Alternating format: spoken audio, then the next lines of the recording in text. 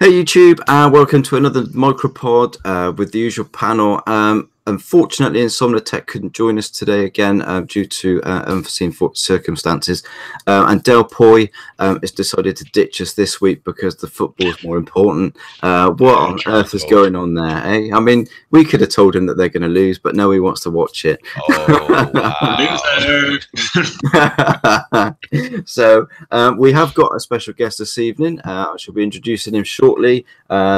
And we've got loads of stuff to go through. I've got some announcements to do at the start of the podcast as well. If we go through the usual suspects, Chris Hebot will be joining us shortly. He will only be able to stay with us for a short period of time tonight. He's got some celebrations going on with his daughters. What's the word for it again? I can't remember. Graduation, that's it. Bloody hell, can I not remember graduation? His daughter's graduation this weekend, so he's busy with family, but he's going to be joining us shortly for a short period of time anyway. But we've still got Sherman in, and we've still got Andrew Mackey. I can't get rid of these two either. So Sherman, if you want to give yourself a shout out, buddy, before we go any further. Okay, but first, let's see. Andy, cue up the music. Oh, here we go. He's not even there, is he? Andy. Oh, see, now the one time I was going to embrace it. You did not prep me, mate. You need to prep me. Hang on. Normally I don't have to. You just do it on your own. But it's okay. Are you Carry on. up? Hang on.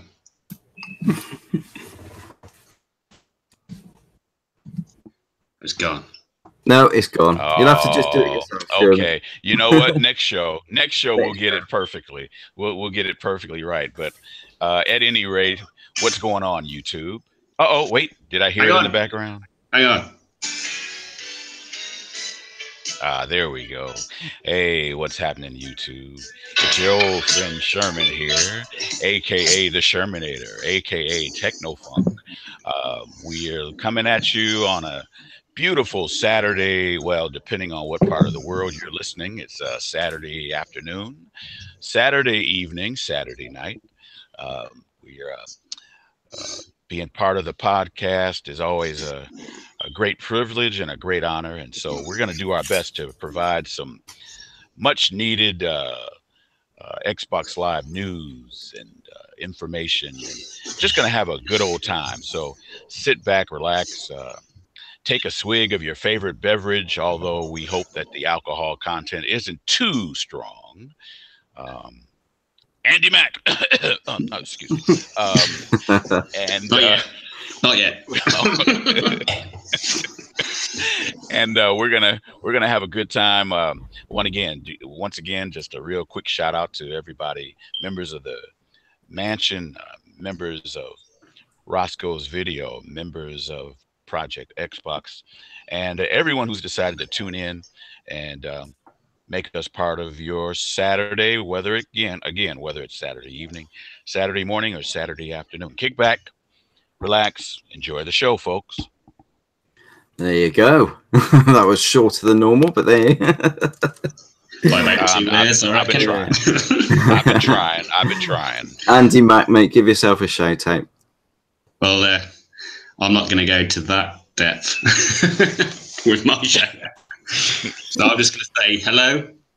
Thanks for joining us, and let's do this. I hope we've had a great week as well. We have. Well, some of us have. I've damaged my coccyx, but that's another thing. And now, yeah, Dell's not with us. We've got a special guest on tonight, which is brilliant. The fact that he's agreed to come on, awesome. I've known him for quite some time now. When did you start your channel, Dean? It was some time ago, wasn't it? Was it 2 years? Oh, well, yeah, I started doing it properly around 2 years ago. Yeah. But I created my channel like back in 2009, and I used to just upload videos every now and again. But in the last 2 years, I have been like uploading frequently and trying to grow the channel. Hit it hard. Yeah, it's very hard, but I have a lot of fun doing it, and I just do it when I can. from gaming videos, reactions, reviews, recommend like videos like that. I just upload what I like watching on YouTube myself and like sharing my views and stuff like that. That's what I like about your channel. It's so varied. I mean, I can go on there to see trailers, you know, reactions to trailers. I can see game news, and you also do what's that metal thing that you do? I don't really understand what that is. So the baby metal. Yeah, that's it. Yeah, I know it's a band that we were recommended to react to from my fiance's sister. So it's just a band that we got introduced to, and lots of people seem to like it because they get lots of views and comments, and we're just having a great time doing it. Excellent. No, you get loads of views, don't you? I mean, and also you're a regular panel member on the Coffee Casuals and Consoles with Snap. Oh and, yeah, every Xbox Wednesday. 448. Yeah. Yeah, that's a lot of fun. Yes. Yeah, that's a great show. Yeah, they're awesome. awesome. Those two, they are really awesome. So no, it's an absolute pleasure to have you on, mate. So yeah, I mean, just give us a bit more info and shout your channel out and everything then, bud, and get everybody to go. We're trying to get him over to 1,000 subscribers, so if you haven't checked out his channel yet, make sure you do and hit that subscription button to get into that 1,000. Yes, do it. Go now. After this, actually. So yeah, Irish from Ireland, you know, been doing YouTube for a few years, and I'm just having a blast doing it. So if you like my content and stuff like that, just subscribe if you like it. Don't subscribe if you don't like it. I don't want anyone to subscribe to my channel that actually has no interest, because then it doesn't mean anything. So if you like my content, subscribe. If you have anything you'd like to see, I'm always open to suggestions and recommendations and stuff like that. And I'm always up for a chat. Like if you just want to like play a game or anything like that, Xbox is Dean Shelley, and my PSN is Dean Shelley 1 because it's original. So, but yeah, I don't actually have any online games for my PS4. I just have like the exclusive games like The Last of Us and stuff. So I actually don't have any multiplayer games on that. So I can't really play that one anymore. So yeah, Xbox is the main one that I use. So I think the last thing that we played was Friday the 13th, wasn't it? I'm trying to think. Holy shit, that was ages ago. Yeah, that was when it was really. Well, I think that was just at launch, and it was quite buggy as well. We were having a hell of a lot of. I was actually playing it today, to be honest. Like, oh, what is it? Because the game got a big update. I don't know if it was today or yesterday. They like reworked the engine, or they done like an engine update, and they done a bunch of fixes and balance changes and stuff like that. So I was like, I might as well check it out. Yeah, I'm gonna have to give that another go. I think definitely, but no, it's fantastic for you to come on the show, mate. I do appreciate it. So, and that you were so I was like, I'll check it out because I do like that game. That was a lot of fun. Like I liked what that game did with the bringing back game chat, because there wasn't much talking in games. Really, everyone's in a party, but everyone in. Oh, what happened there? A bit of feedback. You're still there, Dean. We've lost you. Great experience. Oh, there you go. So yeah, that's me. If you like my channel and like my stuff, subscribe. Yes, go over and check it out and watch a few videos and drop that subscription. I've got a video. I've got some voice announcement for Dean's to sign up for Dean's channel when it plays. This is what he's been fiddling about with. Do it! Do it! Come on! Do it now! Definitely, yeah. No, go and check his stuff out, and you'll get an idea of what he's like anyway. I mean, he knows his stuff, and he's easy to listen to, which is mainly what you need to be on YouTube. You do get some people that you can't really understand. Me, one of them. I generally forget what I'm saying and forget what words I want to use. That's there you go. That country accent you've got. It is. What accent? I haven't got an accent. Anyway, say to move on. Bagger off. Taking a piss out of my Gloucestershire accent. Don't pronounce your T's now, mate. No. All right. So before we go any further with the podcast, some things I want to go through quickly. We will be back for the next podcast on the 9th of June. That will be the MicroPod E3 special. So make sure you put that in your calendar. I remembered the word calendar. A big shout out to at Bug Studios. They've just brought out a game called Deep Space Platformer. Fantastic game. I've been really enjoying some chats with the guy. And he has kindly given me some more codes for the game. So just randomly at different points during the podcast tonight, I'll just be dropping codes into the YouTube chat. So if you want to grab yourself a free code, be quick on that, because I'll just be dropping them. I think I've got about 5 or 6 to put in there. So I'll be dropping them in. Make sure you go and check out his games. Go and check out Bug Studio on Twitter. And he's also got a YouTube channel, which I need to just double check the name of the YouTube channel. I can't remember because it's not Bug Studios. But loving the game. If you like retro gaming, a platform sort of Mega Drive, Amiga style platform games, you'll love this. Is really, really good. So I'll be dropping codes throughout the night in the chat for that. Also, we've got some big things coming up for the podcast over the next few months. Now, one of them we still can't talk about. It's still in the final stages of being organised.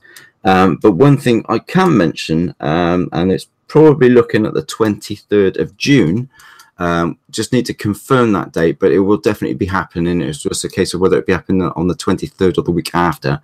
But penciled in for the 23rd of June, we will be having the MicroPod special.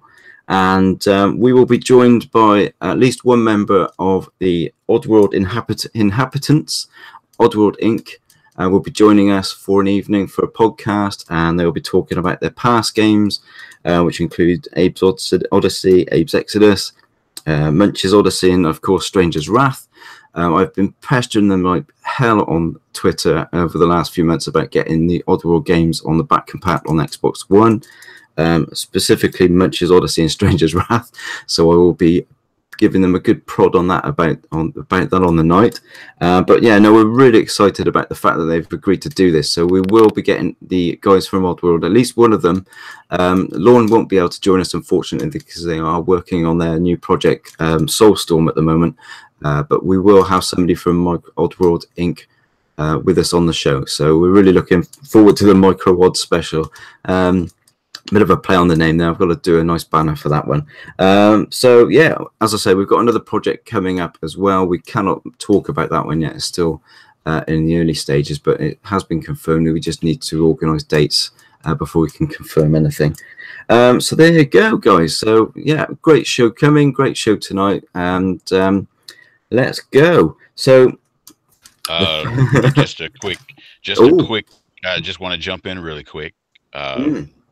And I'm surprised that he didn't do it, because by now, normally he would have. You didn't give Andy a chance to say anything. I did. Did you Andy? miss him? Maybe I did. You must have missed it. Wait, he said his hello.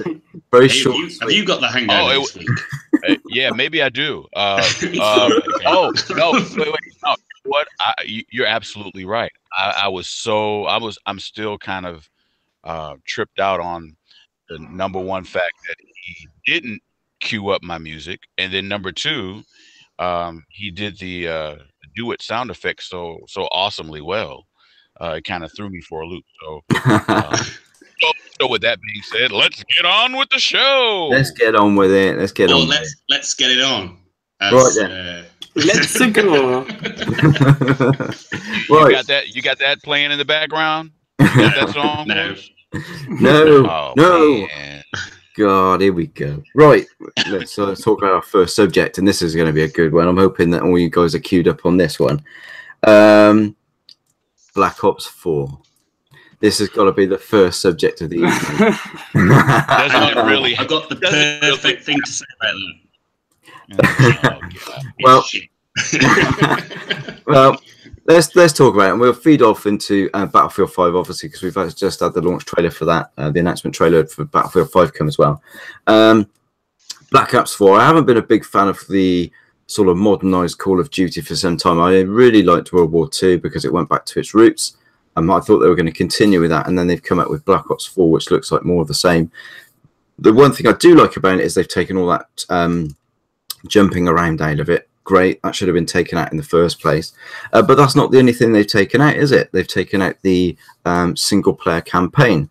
Now, for me, that's a big no, because I mean, all right, some people might turn around and say, yes, I love the, I just love the multiplayer. Well, that's fine. If you just love the multiplayer, then you don't play the single player. But to take something out of a game and still charge the same price for the game is, to me, horrendous. I mean, and people are defending it. Some people aren't. I mean, there are probably half and half, but the people that are defending it, I know of at least two. I'm not going to name names, that are defending Black Ops 4 for losing the campaign, yet absolutely savaged Star Wars Battlefront when that was launched for not having a single player campaign. Now there is a place for just single multiplayer games. There has been for Overwatch. You know, there's lots of games out there that just do the multiplayer, and you know, Overwatch, Fortnite, PUBG. They're very popular, but they're not full price games. I mean, Fortnite's free, so for Black Ops 4 to drop with no multiplayer, so they haven't had any of the production costs of the multiplayer. They haven't had to have to cost sort of pay actors. None of that cost is there, but they're still charging. You know, I've seen it listed for sort of £59 for what is potentially just a multiplayer experience. Some people might be happy with that. I'm not. That's it. I'm done with Call of Duty. For me, that's done. I will not buy a game like that because I do enjoy the multiplayer, the single player campaigns. Although I have not enjoyed it so much with the more modern jumping around futuristic ones. I don't want that sort of thing. If I wanted that, I'd play Halo. I've said that many times before. If I want to play that style of game, I'll go and play Halo because it does it best. For me, a Call of Duty game should be boots on the ground. You know, proper shooter, not all this futuristic stuff that you've been getting in, certainly in the Black Ops games of late. And Infinite Warfare as well was another futuristic one, wasn't it, if I remember rightly? So for me, it's, you know, it's a no-go. I'm not interested. I'm not interested in a game at that cost without a single player. It's not for me. Dean, you're the guest this evening, so I'm going to pass this over to you now. I mean, do you play Call of Duty? If you play Black Ops, does it bother you that this game's coming out at all, or you know, is it again that you do like to play? What do you think about the single player missing? Man, my thing has been so weird right now. Like, it just keeps freezing, like, for a split second. It's really weird. I think I need to leave and rejoin at some point. I think it's glitched. I have no idea. But while it's working, I'm just gonna say, like, I have no problem with the game coming out and existing, because just because it's not for me doesn't mean it's not for other people. I can just move on and play different games. I haven't played a Call of Duty game. Well, I played the beta for, I think, the last Black Ops, and whatever one had a beta. But I haven't bought a Call of Duty game since Black Ops 2, I think. So that was all the way back on the 360. I haven't bought. Yeah, like, I haven't officially supported Black Ops by buying any of their games in years. Like, all the new gen games, like from the Xbox One, just haven't interested me. Like Call of Duty Ghosts, no. That was terrible. Yeah, that was a really poor game. That one. It was a very lackluster version of Call of Duty. It's probably the worst thing they've done. The dog looked cool, but I'm not gonna get it just because it has a dog. You know. So that game, no. Advanced Warfare looked like too much bullshit and jumping around. Like, Titanfall is the game that I'm gonna go to for that type of gameplay, not Call of Duty. So Black Ops 3, I thought that didn't look too good. The zombie mode I thought was ridiculous from all the gameplay that I seen. Like, I liked the oh jeez, I don't have to think of what I was saying. The World War zombie mode and Black Ops 1 zombie mode. Like, that was fun because it wasn't taking itself too serious. I know the new one isn't either, but it was just easy. You know, you just fortify the house and move on room to room. Then the newer ones are just adding crazy chewing gum power-ups and random stuff. Like, it's no, I just like to call it the zombie mode the way it was. They just keep changing it by adding things that I don't think work. So I didn't want to get that game. And Black Ops 4, I like that it's more traditional gameplay, but the Battle Royale, you know, they're just doing it for the money. The zombie mode could be something cool. I'm not saying I'm not going to get it. If this game comes out and it looks amazing, they have an open beta where I can play it for free. well, then I'll play it because it's free. So that way I'll get a chance. But I'm not going to drop money on a Call of Duty game, like just from seeing a little bit of gameplay. I have to see a lot, hear like from people that I know that got the game, that recommend it, and then I'd probably be open to getting it. But I'm not too impressed with the game overall from what I've seen.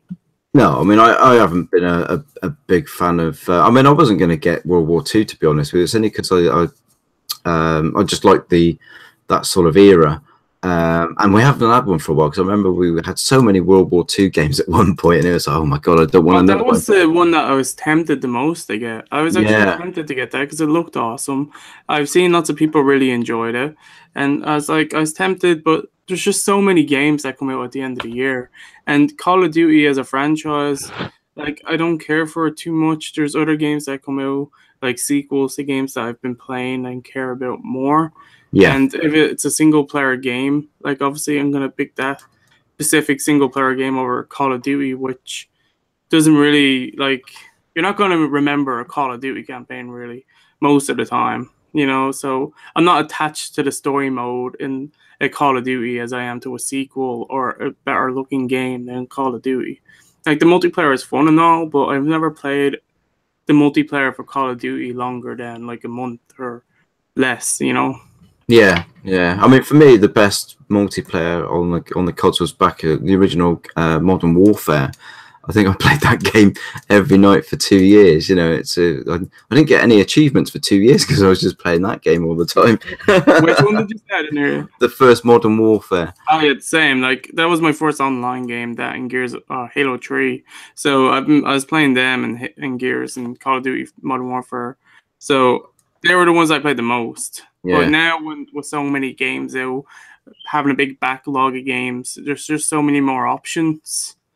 Yes, there are a lot more games now, aren't there? Definitely, there's so much more choice, and you know, games like PUBG, Sea of Thieves, Fortnite, they're the ones that are really sort of demanding people's time at the moment. So, yeah, I do wonder how well it's going to do this time round. I don't know. I think it's going to lose people with the no single player. All right, what about you, Sherman? I mean, do you play these games? Are you into Call of Duty? What's your thoughts on Black Ops 4? Well, you know, there was a time I was really into the Call of Duty and the Black Ops and those type of games. And then again, like you mentioned a few minutes ago, where there was a period where it was just the market became oversaturated with, you know, all. I want to say there was a time where it was at least simultaneously probably 6 different titles that all fell in that same genre of the military war sim, FPS / action. Oh, Hebot's here. Welcome, brother. Yeah, so there was a time when it was just this massive influx of those type of games, and I kind of got burned out on them. So with that being said, I haven't embraced it in a while. Now with our current topic of just the multiplayer only thing, I'm all about. I mean, I know that there are people who don't have a problem with that, and that's fine. For me personally, I always embrace the concept of choice. You know, for those who really are into the multiplayer aspect, hey, I'm not mad at you. Go for it. You do you. For those who just are about single player, hey, more power to you. But for the developers and the publishers and whatever agreements and arrangements that they set up, give us gamers a choice. I mean, yeah, or even if the development time is going to be a little bit longer, okay, that's fine. as long as there's a choice. But see, to me, and you mentioned Star Wars, you would think that these companies out here would have learned from what EA went through with the Star Wars debacle. Now, unless the multiplayer is so tight, I mean, just if the gameplay is so solid that okay, yeah, you won't really miss a single player. I guess that's saying something. But even if it's a perfect 10 out of 10, you're still going to have a certain segment of the gaming population that's they're going to reject it because, you know, they want that single player experience. So for me, I mean, and I agree with you from the standpoint of, like, you know, you got your Titanfalls and you've got your Overwatches. You know, for me, my favorite in that genre is Paladins. There are certain games, key games, that they focus on that and they do it better than no other. Well, okay, it's all good. But for Black Ops to go that route, I don't know. I'm feeling kind of lukewarm about it right now. So I guess we just have to wait and see. But right now, I'm a little bit disappointed, to be truthful, but not so much because, again, I haven't fully embraced that genre in a while. I mean, right now I just kind of have a passing interest in it. So, you know, that could change. But right now, yeah, I'm just kind of shaking my head like, wow, really? You know, so we'll just see what happens. That's kind of where I'm at the moment. Yeah, yeah. I mean, the thing is, I mean, the big thing for me is, you know, as I said earlier, is there was a massive uproar when there wasn't a single player campaign, you know, included with Star Wars Battlefront, and there doesn't seem to be the same uproar for Call of Duty. So, you know, you've got to ask yourself the question: have they been wasting money by doing a single player campaign for the last 6 years, or you know, 6-7 years? You know, should they have just gone multiplayer anyway and done what Overwatch did? You know, but in saying that, Overwatch isn't a £55 game, is it? They don't charge the full price for the game. And that's very true. I think that's something that they're probably factoring in. Now, the fact that they're obviously going to charge full price, that's inherently a problem. Now, who knows? Maybe if there's enough uproar, they may, at the last second, decide to do a major price reduction. But then again, you know, they may feel that, oh, well, you know, they're going to base it off of the brand. They're going to go off of the name recognition. Oh, well, people will pay full price anyway. Now, if they stick to that theory, they may find themselves in for a shock, because people, you know, for decades, gamers unfortunately had the reputation of not being too savvy. I mean, everyone here knows that that's not true, but there was a general consensus amongst other recreational audiences. I'll put it like that. And I know how that sounds. So I'm not, when I say that, I'm not including those who indulge in recreational drugs. So I'm not talking about that. Or am I? Anyway, my point being is that for a while, gamers had this reputation of not being too savvy and just, oh, they'll fall for anything. Whether or not that's true, that's a discussion for another time. But as it stands right now, most gamers are far and away smarter than they're given credit for. I think we're less likely to take it now, especially after Battlefront 2. It's always go to Battlefront, doesn't it? But exactly. I mean, we kind of it was kind of our I guess you could say the whole thing with Star Wars Battlefront, it was kind of our Me Too moment, if you will. I mean, really, collectively as gamers, we rose up and just kind of let EA know, like, oh, really? You really think we're gonna let you get away with this? And it worked. So now, fast forward to what's going on with this, you would think that some decision maker at their company would have been like, oh, wait. Okay, if we're going to just do this, we've definitely got to do a price reduction out the gate. And the fact that it looks like they're not going to do it I think there's going to be a problem for them. I really do. I think that's going to be an issue. But we'll see. Yes, yeah. I think the time will tell when it launches. We will see. I mean, there's other games dropping before that. It's going to be interesting to see how those two games go against each other, but we'll talk about that a bit later on. Hebot's joined us, mate. I'm glad to see you've managed to join us, even if only for a short time. Give yourself a shout out, mate. And we were just discussing the Black Ops 4 not having a single player campaign, and whether charging full price for the game still is the done thing, really. Should they be charging the full price for a game without a single player campaign now? That's just going to be a multiplayer experience. But hopefully there. Hebot, are you there, bud?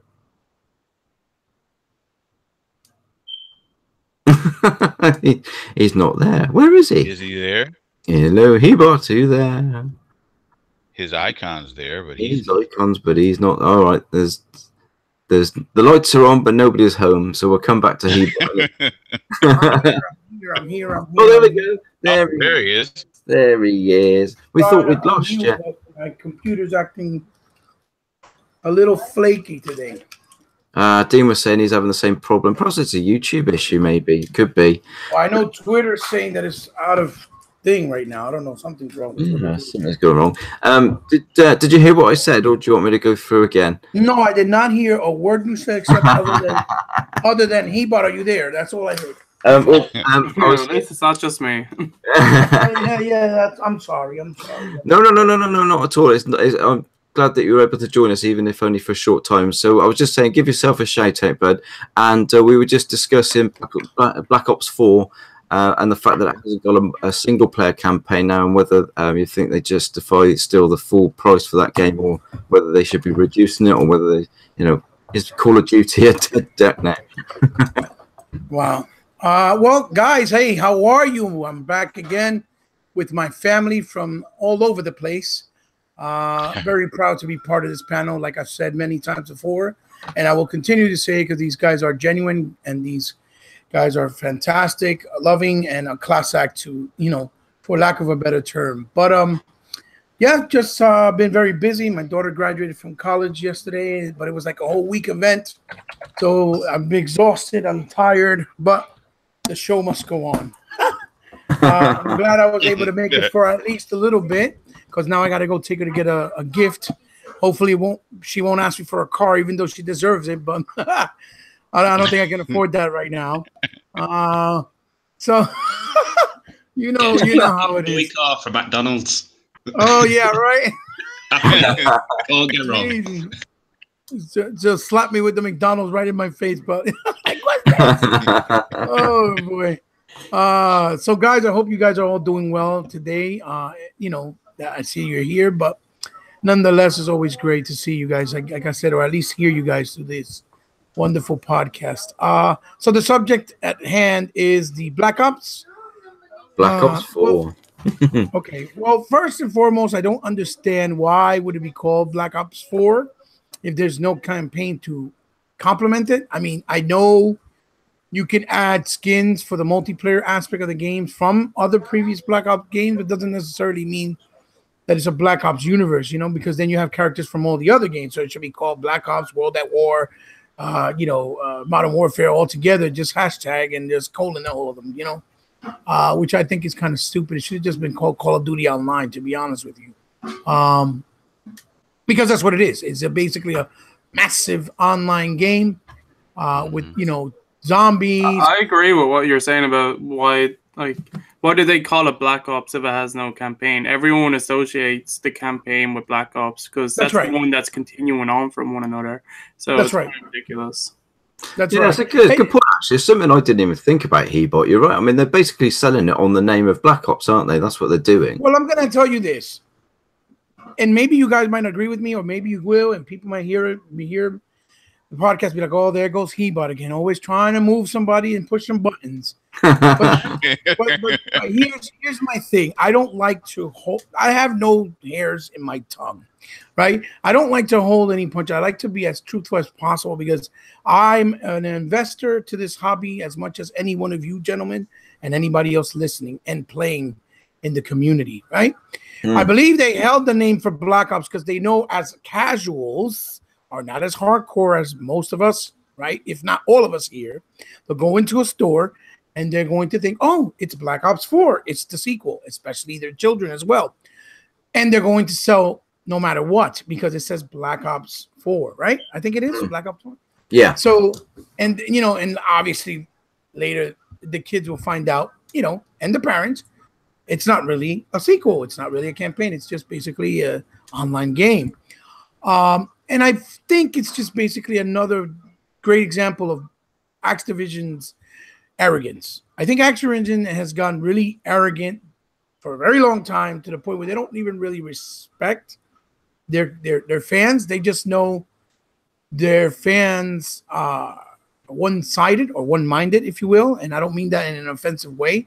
I mean that in the sense that I think they see the numbers that most of their fans playing on Call of Duty mainly play online, even though they said that 37% of the people play the campaign. But that could be, you know, because of their numbers being so high. You know what I mean? They have a high install base. It's not like every year Black Ops comes out, it sells at least 12 million, 15 million easily. It always does.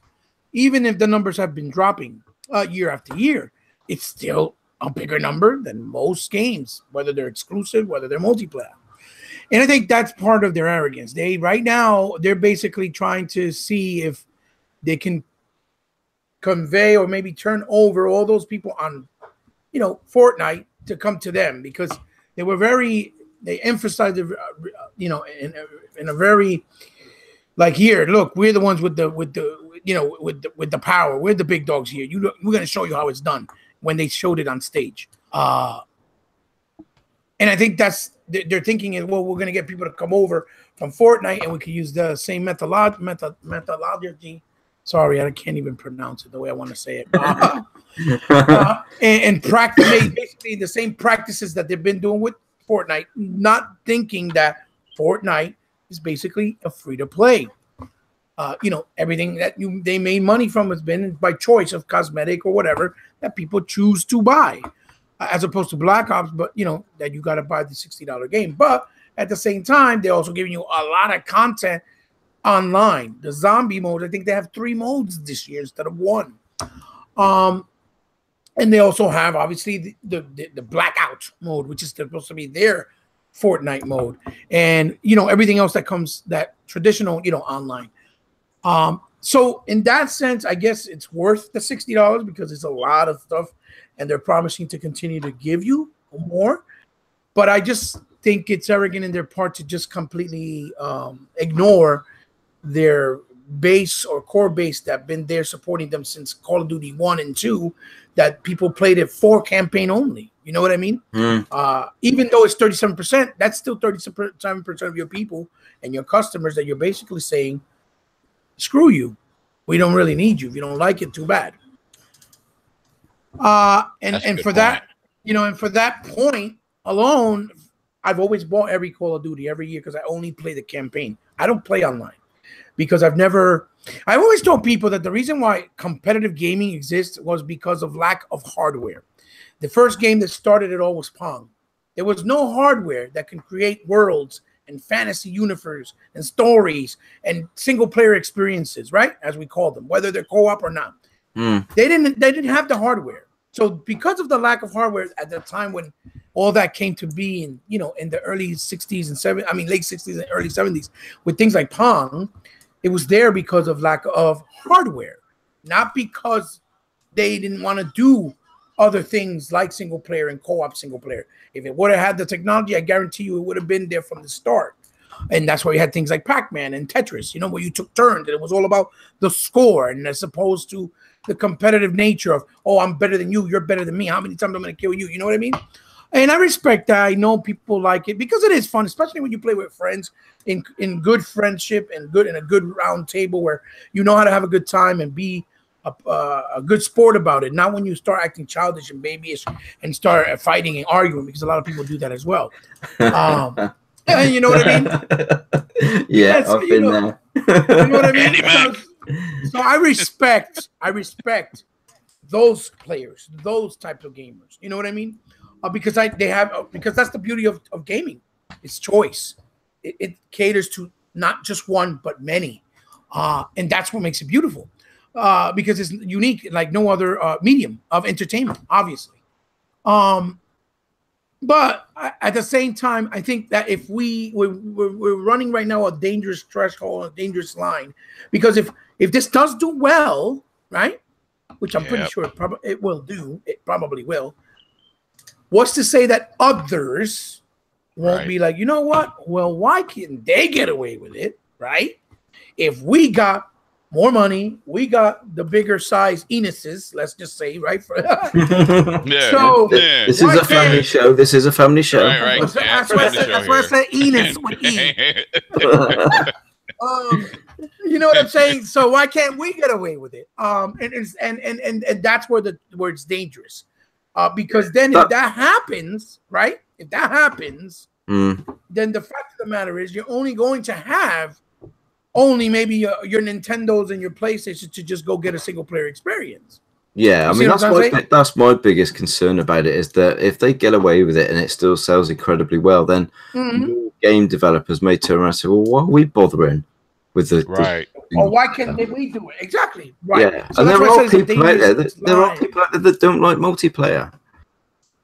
Yeah, you're absolutely right. You're like me. I don't really care about the multiplayer. Now, if you guys say, yo, Chris, get on here, let's play the multiplayer on horde mode on some band, I'm not gonna care, because if I die and you guys embarrass me, you're not gonna make fun of me because you're my friends. You're gonna be comrades about it. You see what I'm trying to say? But when you play out there in the wild, most of those people just play, and they don't let you breathe. They just don't make it fun, and they'll make fun of you. And so a lot of times it's like little 10 and 9-year-olds, and they don't respect, and they cursing you out, calling you, saying your mother, and all kinds of crazy stuff. So that's what there's no really sense of control. That's why I really don't like it too much and really appeal to it. It's not like State of Decay 2 that we all can go in, we're playing in this world, and we're trying to make a story and an experience out of it with what's also delivered and offered with the story of the characters. It's very different. So, like always, I like to be long-winded and so melodramatic when I come in here.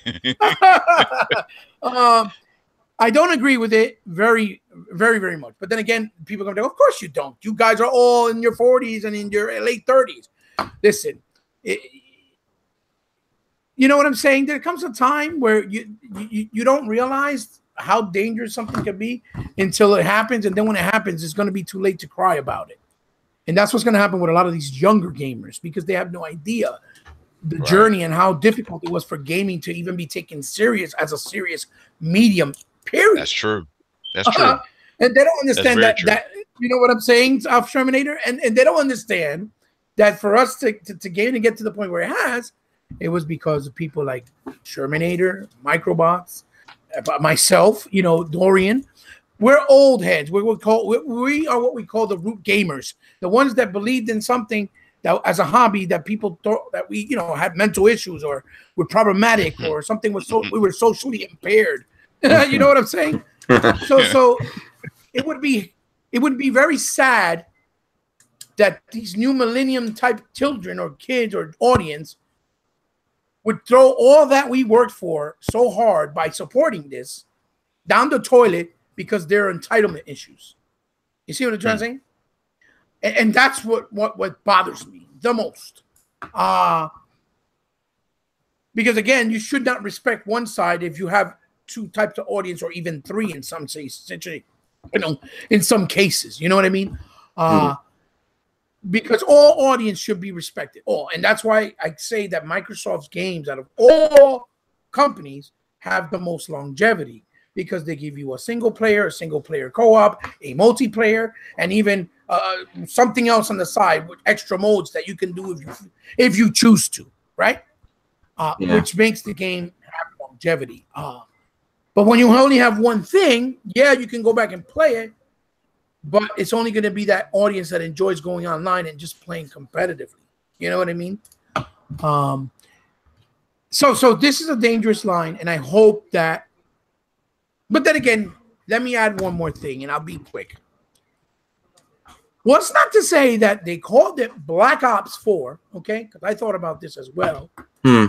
Because they're going to try to pull what they did with the Modern Warfare Remaster last year. And then later on, 6 months down the road, oh, by the way, guys, we have a campaign for you. Here's it is, another $30. If you like it, buy it. You see what I'm trying to say? And it's based off the Black Ops 4 universe because they couldn't finish it and it wasn't ready yet. So they felt, oh, well, let's just do this and just throw it on there later on. Because Activision is capable of many things, as we all know. So that also that's a good point. Right. Then it also came to my mind. I'm like, see that happening. Well, I can see it happening, but it wouldn't be fair either because if you can't play it without the main game, right, being the one that's selling first, then that's not right. But if you could buy it separate, where I could just buy it separately like they did afterwards, after they said they wouldn't with the remaster, then that's a different story. But of course, again, we're talking about Activision. Yeah, that's the trouble. And again, I don't want to sound like I'm being a hater because I love all gaming companies. I just don't like the one-minded side that they're going in. And that direction, I believe, in my opinion, is coming because a lot of these younger people are now taking the mantle from the older guys that were running those companies, right? And they're thinking like the younger audiences, which they're only happy with whatever is cool at the time and not the whole foundation of what video game means, represents, and stands for. You see what I'm saying? So my take on it is horrible. I will not buy my first Call of Duty since Call of Duty 1. Going as far back, I think, as the Windows and Xbox OG, if I'm not mistaken. Yes, yeah. This year, because I have no interest for it. But if they do make a campaign down the road where it might be just $30, then I might take the dive just because I've always played the campaign. I found them entertaining. Even though that's still me not helping the situation. I think that's me making it a problem or being part of the problem as well. That's my take. That's my say. Don't get triggered, people. It's just gaming, but I have to say what I got. Don't get triggered. Don't get triggered. Please don't.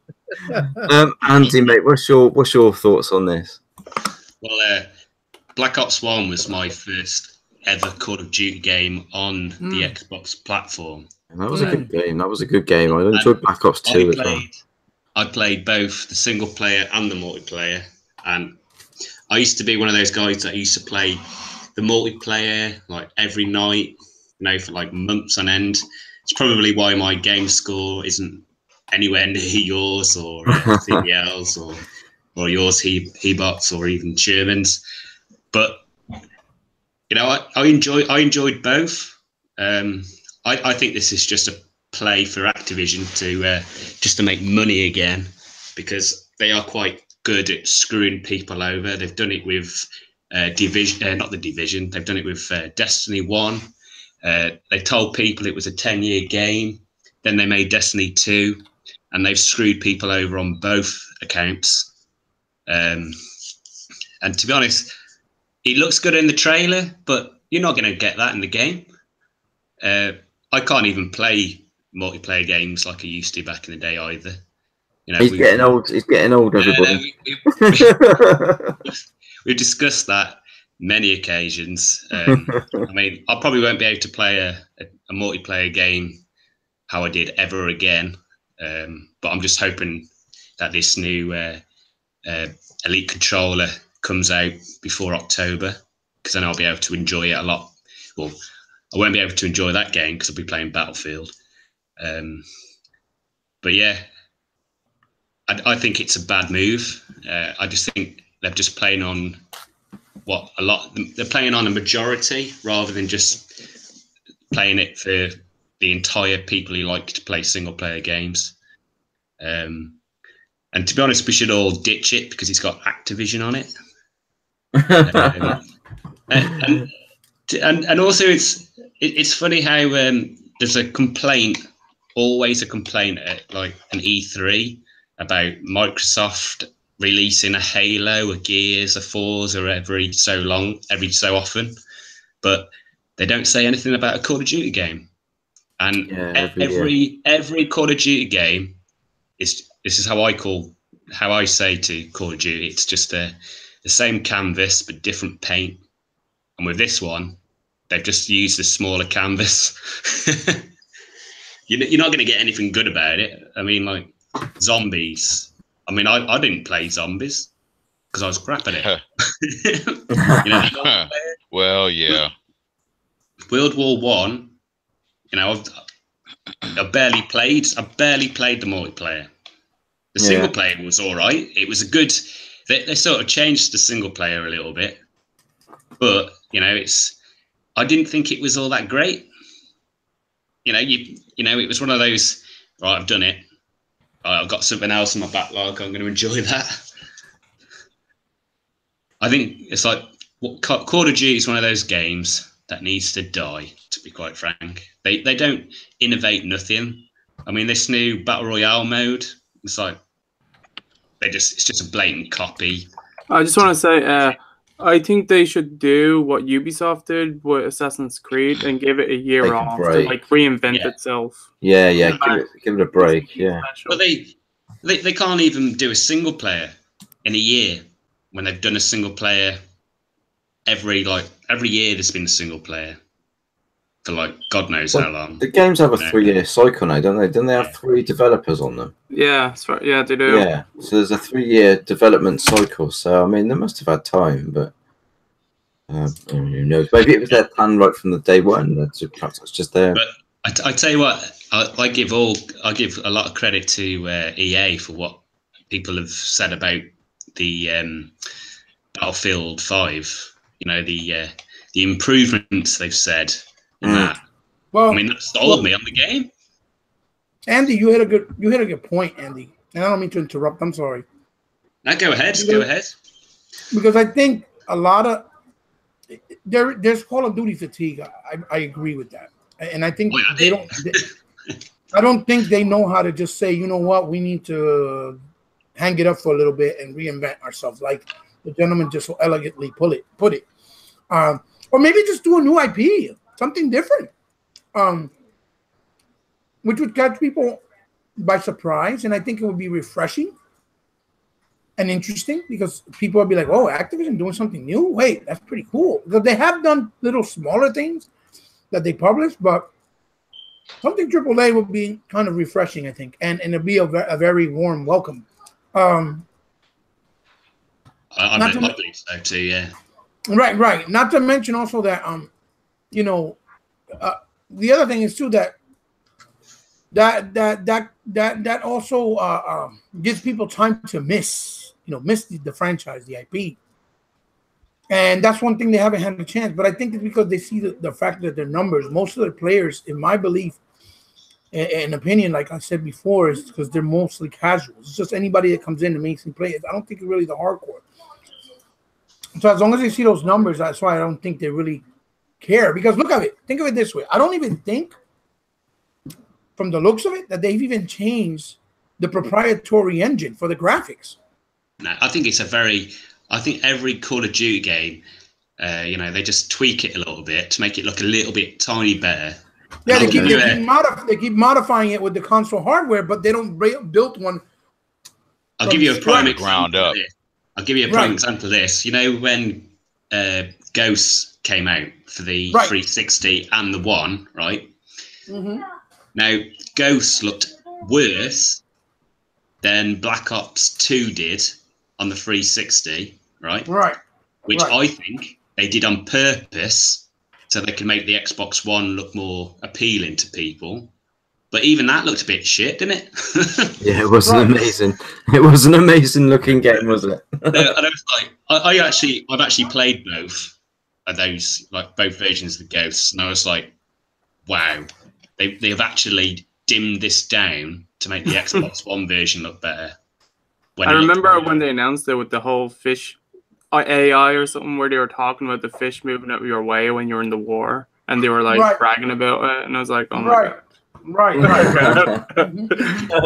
Memories. Well, I mean, yeah, you're right, and it's sad memories, to be honest with you. But think of it this way. I'm sorry. What is your name? I don't want to just reference you by the guest. Dean. Oh, Dean. So nice to meet you, Dean. Nice I'm Hebot, Dean. I'm the infamous Hebot. Basically, look at the drastic changes in look and style of the Battlefield games, right? And I think that's why people are now seem to be more excited for those, because they always try to at least improve and up the ante from what they already offered. And it feels like a next generational game when you look at it and when you're playing it. As opposed to when you're playing Call of Duty, it still feels familiar. It doesn't feel different. And then you look at it and you're like, well, this looks good. But when I look at Battlefield or Star Wars Battlefront, you can clearly see there's a difference. You know what I mean? Battlefield 1 looks amazing. Like Battlefield 4 looks fantastic. But they look amazing. And they have 64 players online in one match with destruction. Right. Like, I don't know what Call of Duty is doing. Like, they make the most money, so invest. You would think because they make the most money, they'll have no problem building a new engine, right? They spend too much money on paying whatever actor is going to be the star of the campaign. That's probably they're not doing that. So fingers crossed. Yeah. And I don't think people even really care about that anymore either. I think it's because of that guy from that TV show. What's it called? Game of Thrones. It's like, just imagine him going, winter is coming. We've got to kill some people on multiplayer. Well, you guys have touched on, I think, and they probably would never publicly admit this, but again, like my statement earlier, gamers are a lot smarter than we're given credit for, because just now, the three of you have really hit the bullseye on why Activision is doing what they're doing. Because of the simple fact, it's not you don't need a master's degree in algebra to figure this out. It's a simple case of each year the game sells tens of millions of copies. The franchise, it's one of the biggest franchises in gaming history. We all know that. And because each year you've got millions upon millions upon millions of people who go out and support the franchise, as far as, the higher ups at Activision, they're probably like, why would we spend the extra money to develop a brand new engine from the ground up? Why would we do that when our audience, they're perfectly satisfied with us using a 8-9-year-old engine? We'll tweak it here and there, but at its core, it's the exact same engine that they've been using for almost a decade. Think about that for a second. If it was can you imagine the outcry? Can you imagine the uproar if Microsoft did that with Halo, or with Gears, or with Forza? I mean, it would be a Frankenstein movie where you'd have everybody rolling down the street with pitchforks and torches towards Microsoft headquarters in Seattle. I mean, the double standard, and of course, I'm not going to go off on a rant on that because we all know the double standard exists. But in this case, it's so blatantly obvious because, like you said, the other games in this genre, they are literally on a technical level, they're blowing the Call of Duty series away. Yeah. But yet Call of Duty is arguably in this category the biggest franchise. So so they're obviously making more money. So the logical question is, why don't they take a chance and do something fresh, do something new? And the easy answer is, from their perspective, well, why would we? We're making a gazillion dollars overall, and we're going to pocket most of that money, and we're just going to do the bare minimum. We'll tweak it here and there. But Sherman, can I add something real quick to what you're saying? No, go. Please jump in. Okay. Also, to the audience watching, listening later, now, whenever, and to the panel, we're not saying that the only thing that's important is graphics. That's not what we're saying at all. But what we are saying is, if you are getting support from the gamers, right? You're making all that slew of money. It'd be kind of nice that you give back a little bit more by just saying, you know what, let's try making a new game with a new engine, because that'll keep it more refreshing for a couple more years, for a decade more, because Terminator's right. I think they've been using the same engine for about a decade. It's not we're talking about that graphics is the only end all be all. No, it's because if you're making that kind of money, you have to give back a little to show appreciation to your audience as well. Thank you, Sherman. That's what I just want to say. Oh, no, and that sums it up. I mean, seriously, it really sums it up. And so, getting back to my earlier point, what needs to happen, and Andy just said it a few minutes ago, what needs to happen is gamers en masse, especially the core Call of Duty audience, needs to thoroughly speak, the old saying, speak with your pocketbook, and thoroughly just say, nope, not this time, Activision. No, I mean, it worked with EA and Star Wars. It could work again this time with Activision and this latest iteration that they're claiming is supposed to be part of the Call of Duty franchise. I mean, it's until we as gamers collectively stand up and say, you know what, this is crap. You know what, we're not going for it this time. And until we collectively speak up, and not only speak up, act up, and soundly reject it, they're going to keep this. We're talking about 10 years on the same engine. They might actually try and go for 20. They may actually do 2 decades. Well, why will we bother? They're still buying it. Until everybody stands up and goes, enough is enough, they're probably going to keep doing it. There used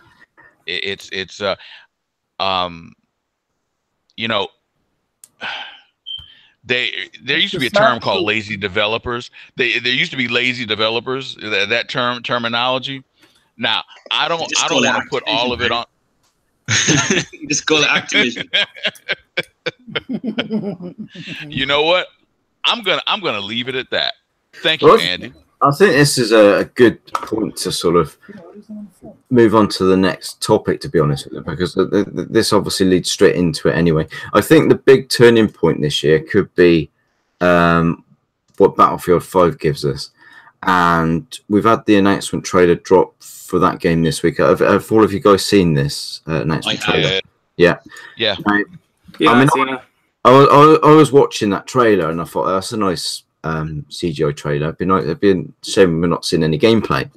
And then the HUD come up, and I was like, holy shit. It was how fluid it was. To me, it blew me away. I watched the trailer 3 or 4 times, and it just absolutely blew me away. Battlefield 1 is an amazing game. It plays so well. It looks amazing. It's smooth. I was a little bit disappointed that they didn't do an Xbox One X patch for that game, But you know, if they're working on Battlefield 5, I'll forgive them, because the game looks amazing, and I think this game could sway people more so to Battlefield 5 than Black Ops 4.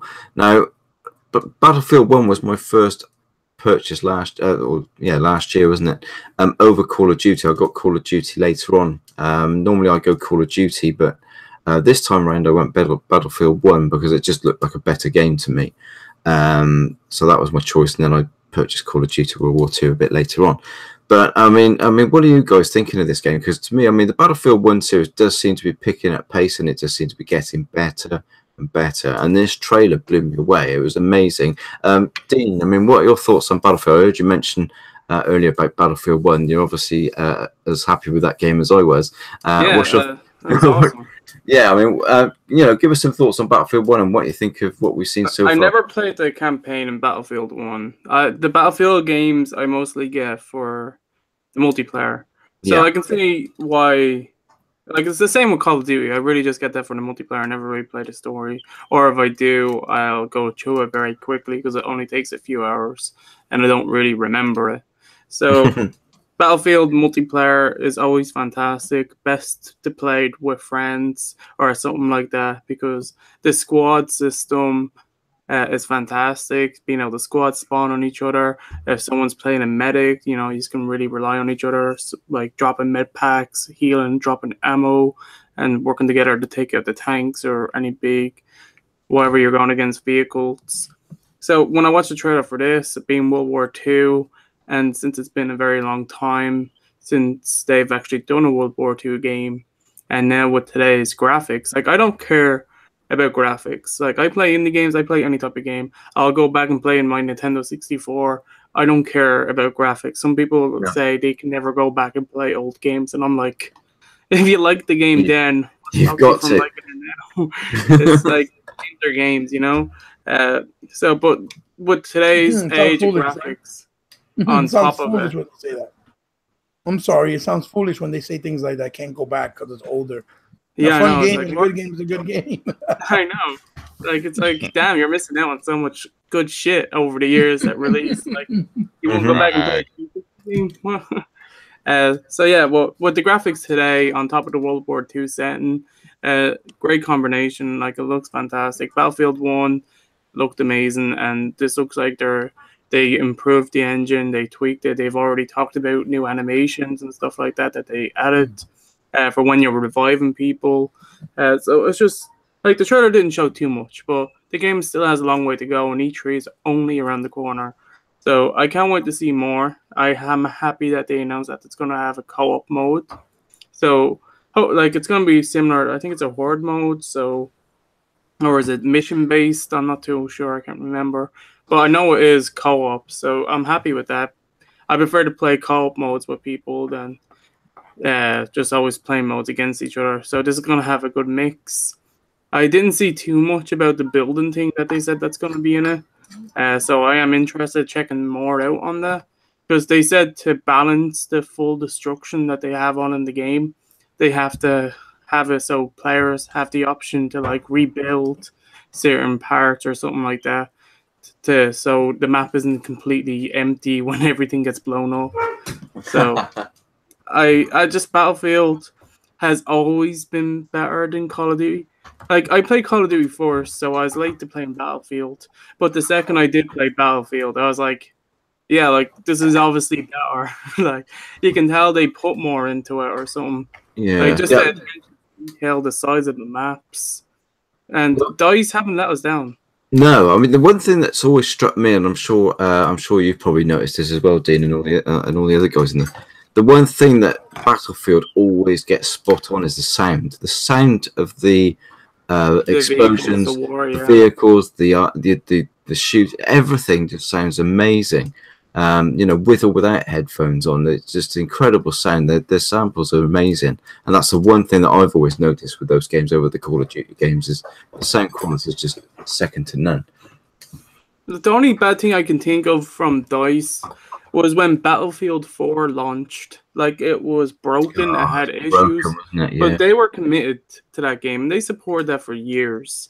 Like, they brought out their maps and stuff like that, but they balanced changes, fixed all the, well, I'm not going to say all the glitches. Every game still has glitches in it, but they fixed lots of the main ones and stuff like that people complained about. I'm pretty sure they added some night maps and stuff like that, but they supported that for a long time. I think didn't they still release maps for that game after the new one came out? I'm sure they did. Yeah, that's what I'm saying. I think they added the night maps. Maps or something like that. Yeah. Like, they showed support for that. And they added those maps for free for everyone. You didn't have to have the pass or anything like that. So I thought that was amazing. And the fact that this one also is getting rid of the premium pass, so all maps are going to be free. That's like a brilliant way to do it, so that way you're not splitting your community. Because one thing with Battlefield is the maps for that game are always like super expensive. Like, that premium pass is like €50, £50. Yeah, so the price of the game again, isn't it? Yeah, it's amazing. It's a great step, and Battlefield already has great gameplay. World War II setting, bring it on. Which Call of Duty, Battlefield all the way. Biased. No, definitely. I mean, well, I said in the chat, I've already pre-ordered my copy. It's a done deal. It's just that Call of Duty's let me down for like the last couple of years. Like I said, it's been so long since I bought one, so it's hard to have hope for that franchise at this point. So Battlefield hasn't let me down yet. So Battlefield. Sure. Andy, mate, we'll go to you next. I mean, what's your thoughts on Battlefield? Well, when it first dropped, I mean, I really thought the trailer was very, very well done. Like I said before, it was so fluid how it transitioned from trailer to gameplay. And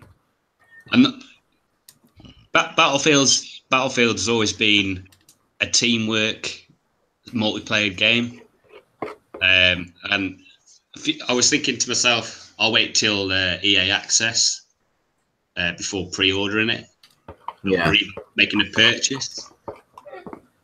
But I think got to give props to Del, who shared a video of someone talking about all the improvements that they've done to it, and even the improvements from like Battlefield 1 to Battlefield 5.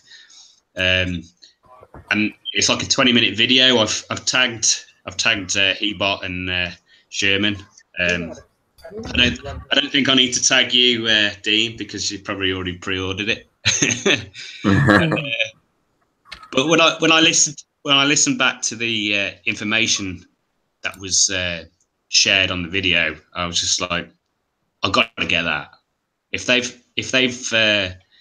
put so much improvement and actually, they've taken away the premium pass thing, and basically everything's all cosmetic now for for all the packs. Everything's cosmetic, which is great, because I think that's what it's that's what's like dividing people in games now, is that you can pay like 20 quid and you can get all these packs for different weapons and stuff like that. And it's ruining the game, isn't it? It's taking people away from playing it because they just feel they're being robbed. There's no means to actually put the work in to get the things and stuff like that. I mean, DJ Singh in the chat is talking about Warframe, and you've got to grind. If you don't grind that game, then you'll hate the game. And grinding something in that game, and then you build it, and then you actually get it afterwards, is actually really cool, because you put the work in. Right. And, people need to put the work into gaming again, rather than just going, I can just pay this. I can just play that. Yeah. A quick completion. Because there's people who go, I spent like 100 quid on in-game currency so I could like fast track through the game, and I'm just like, why do you need to fast track the game for? You need to take the time, enjoy it, because that's the thing these days. People don't enjoy the games how they should be. It's always like, oh yeah, I don't like it. Oh, it's too much for me. It's like the casual gamers would probably pay loads of money to fast track it because they don't put the time in that we do. It's just like that, and that's my thoughts. I think it's great. I have pre-ordered it.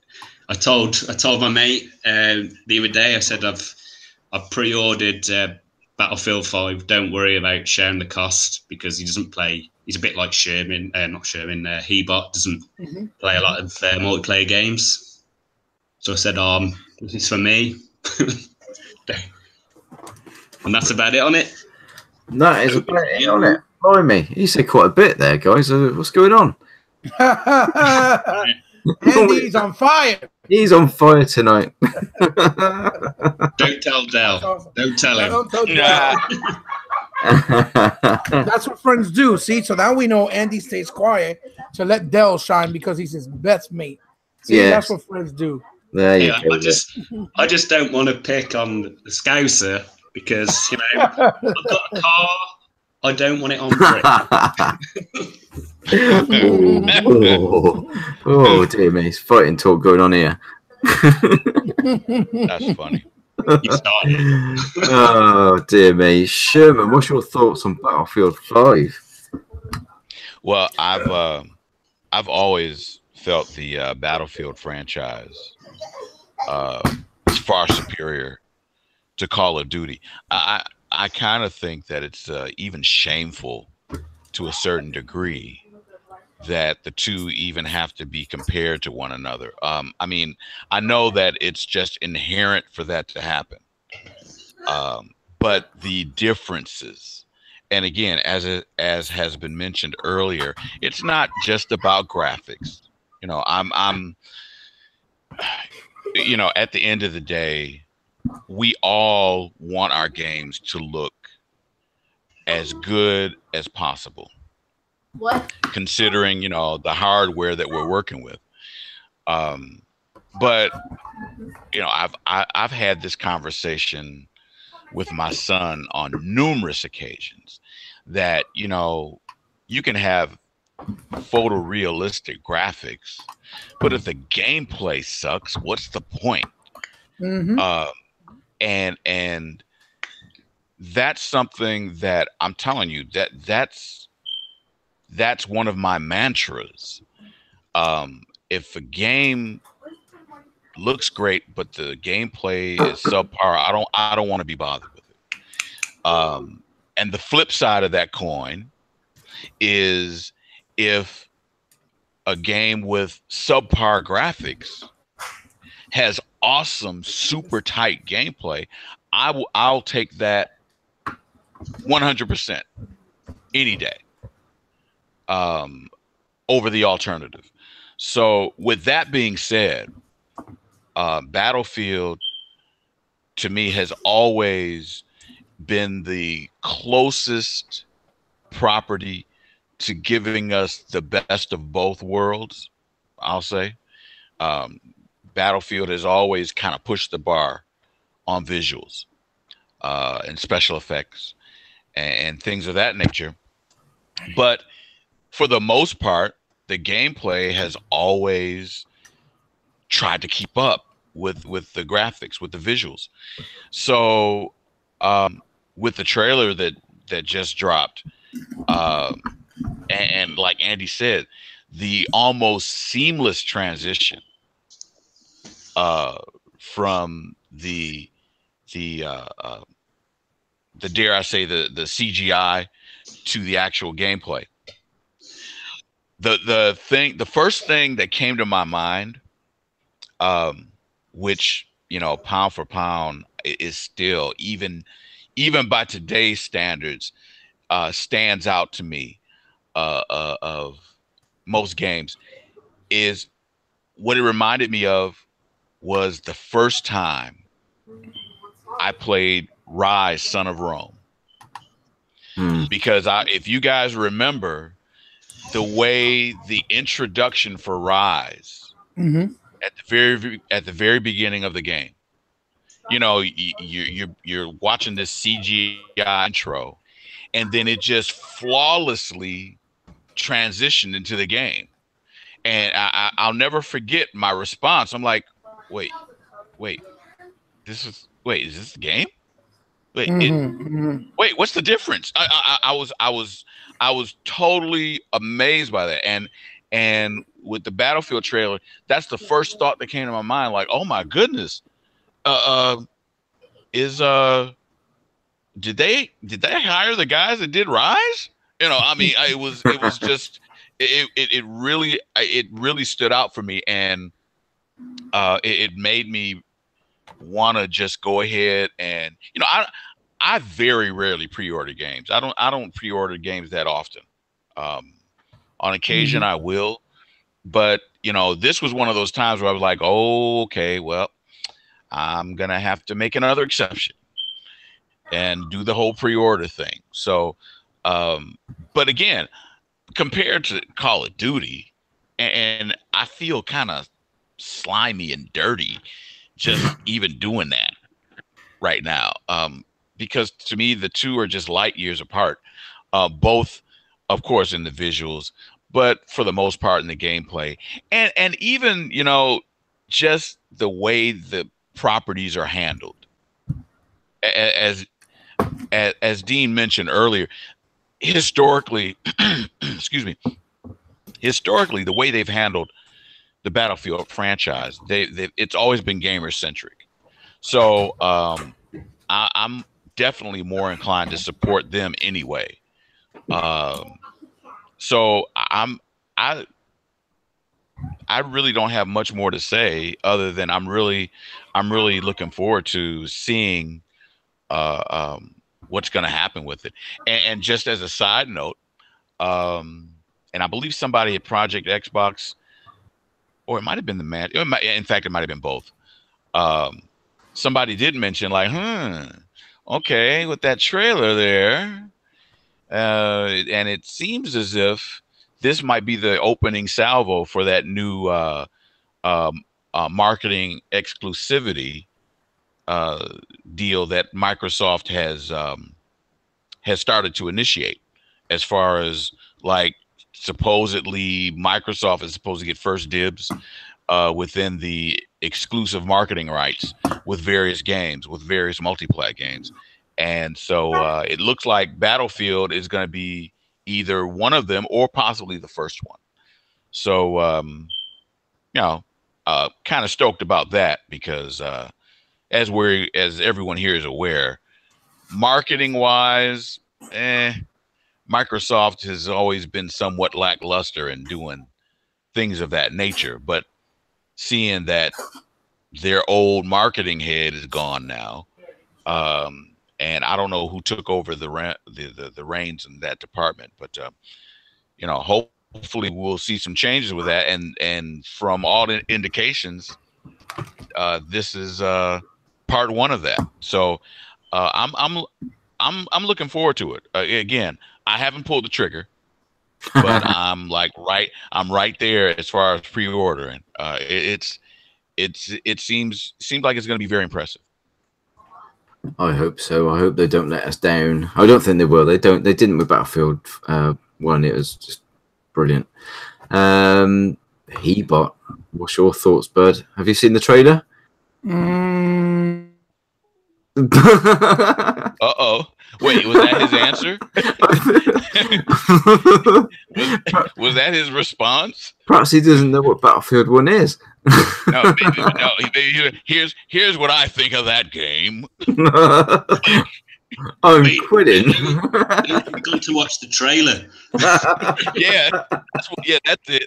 That's it. Well, we'll guys. Yeah. we'll pause for a second just in case he turns up. But oh, that's funny. Everybody in the chat section and everybody's talking away. Make sure you check out the codes that I've been dropping periodically as well in the game chat for Deep Space platform with the indie game from oh my god, I can't. Bug Studios. Bug Studio. That's it. How could I forget that? See what I mean? It's old age. It's seeping in. while we wait, right? What are we waiting for? What are we waiting for? What? We could have the hold music. Hang on, I've got the perfect hold music. You'll love this. Oh dear me. Oh, don't you get Sherman going again? Thank you for your patience. Just wait one moment. We're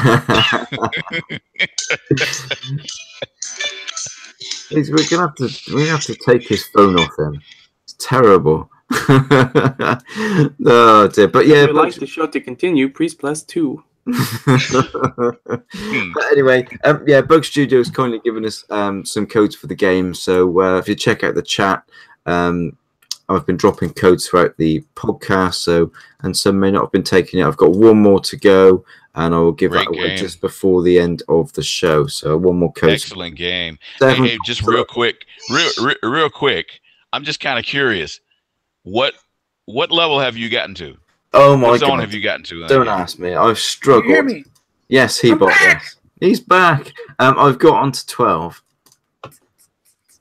Okay, I got to 14 a couple of nights ago. Oh right, let me write that down. I've got to beat 14, level 14.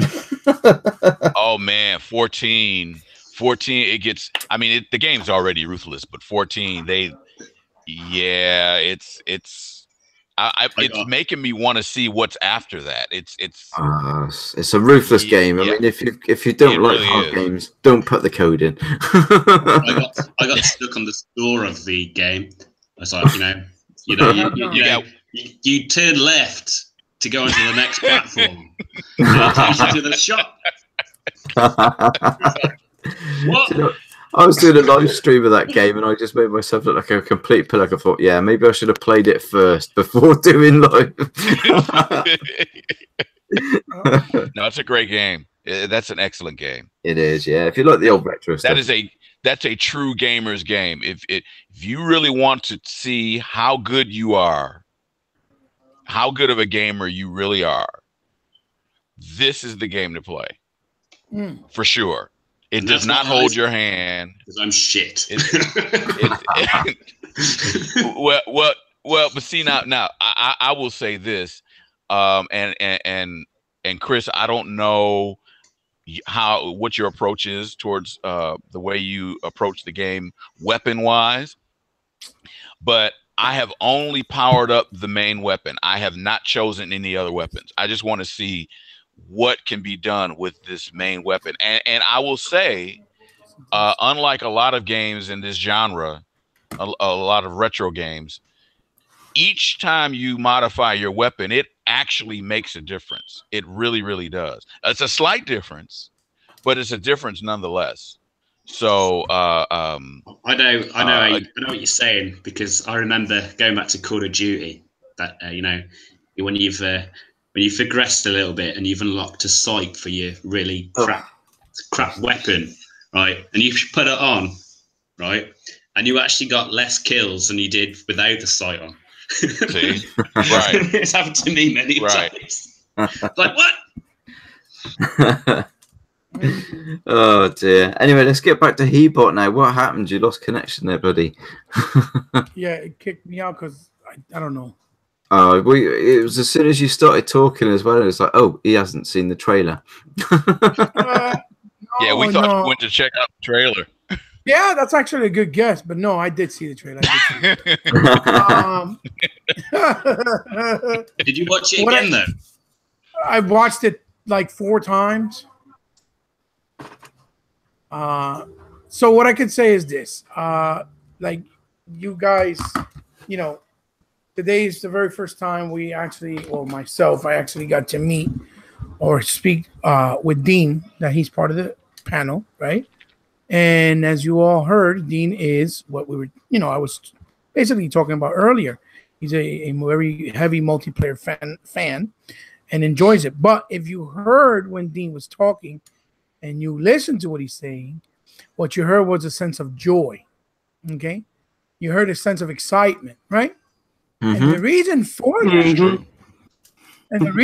that, is because that is exactly what Call of Duty is failing to understand. as opposed to EA with the people that are doing Battlefield. They want to up the ante and move the bar up because they're trying to evolve the games every time they bring out a new iteration. And to be quite frank, there's really no excuse because we live in an era where the console and hardware is pretty much capable of delivering both good graphics and good gameplay. For what kind of the touch base with what Sherman was saying earlier. Before, it was either you sacrifice gameplay to have better graphics, or sacrifice graphics to have better gameplay, or you have to find a happy medium between the two and a balance.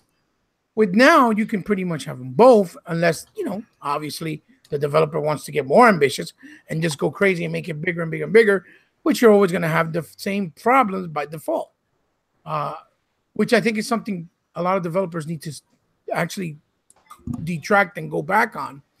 They need to start utilizing the power that they have to use it to their advantage and make big experiences, but not get too ambitious where it's going to have to be like you starting from scratch and you need more power all over again, as opposed to using the power you have there and make the best looking and best playing game you possibly can within your realm and means, right? Because I think that's what ends up happening. Every time we get a new hardware, more power. And it's the same probably with this in the PC space, don't get me wrong.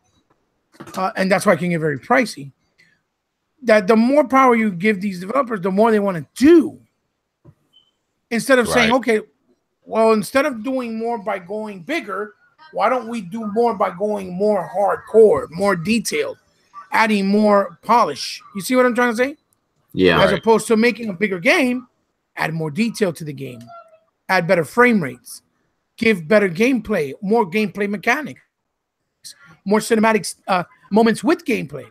You know what I'm trying to say? A more robust online, more online modes.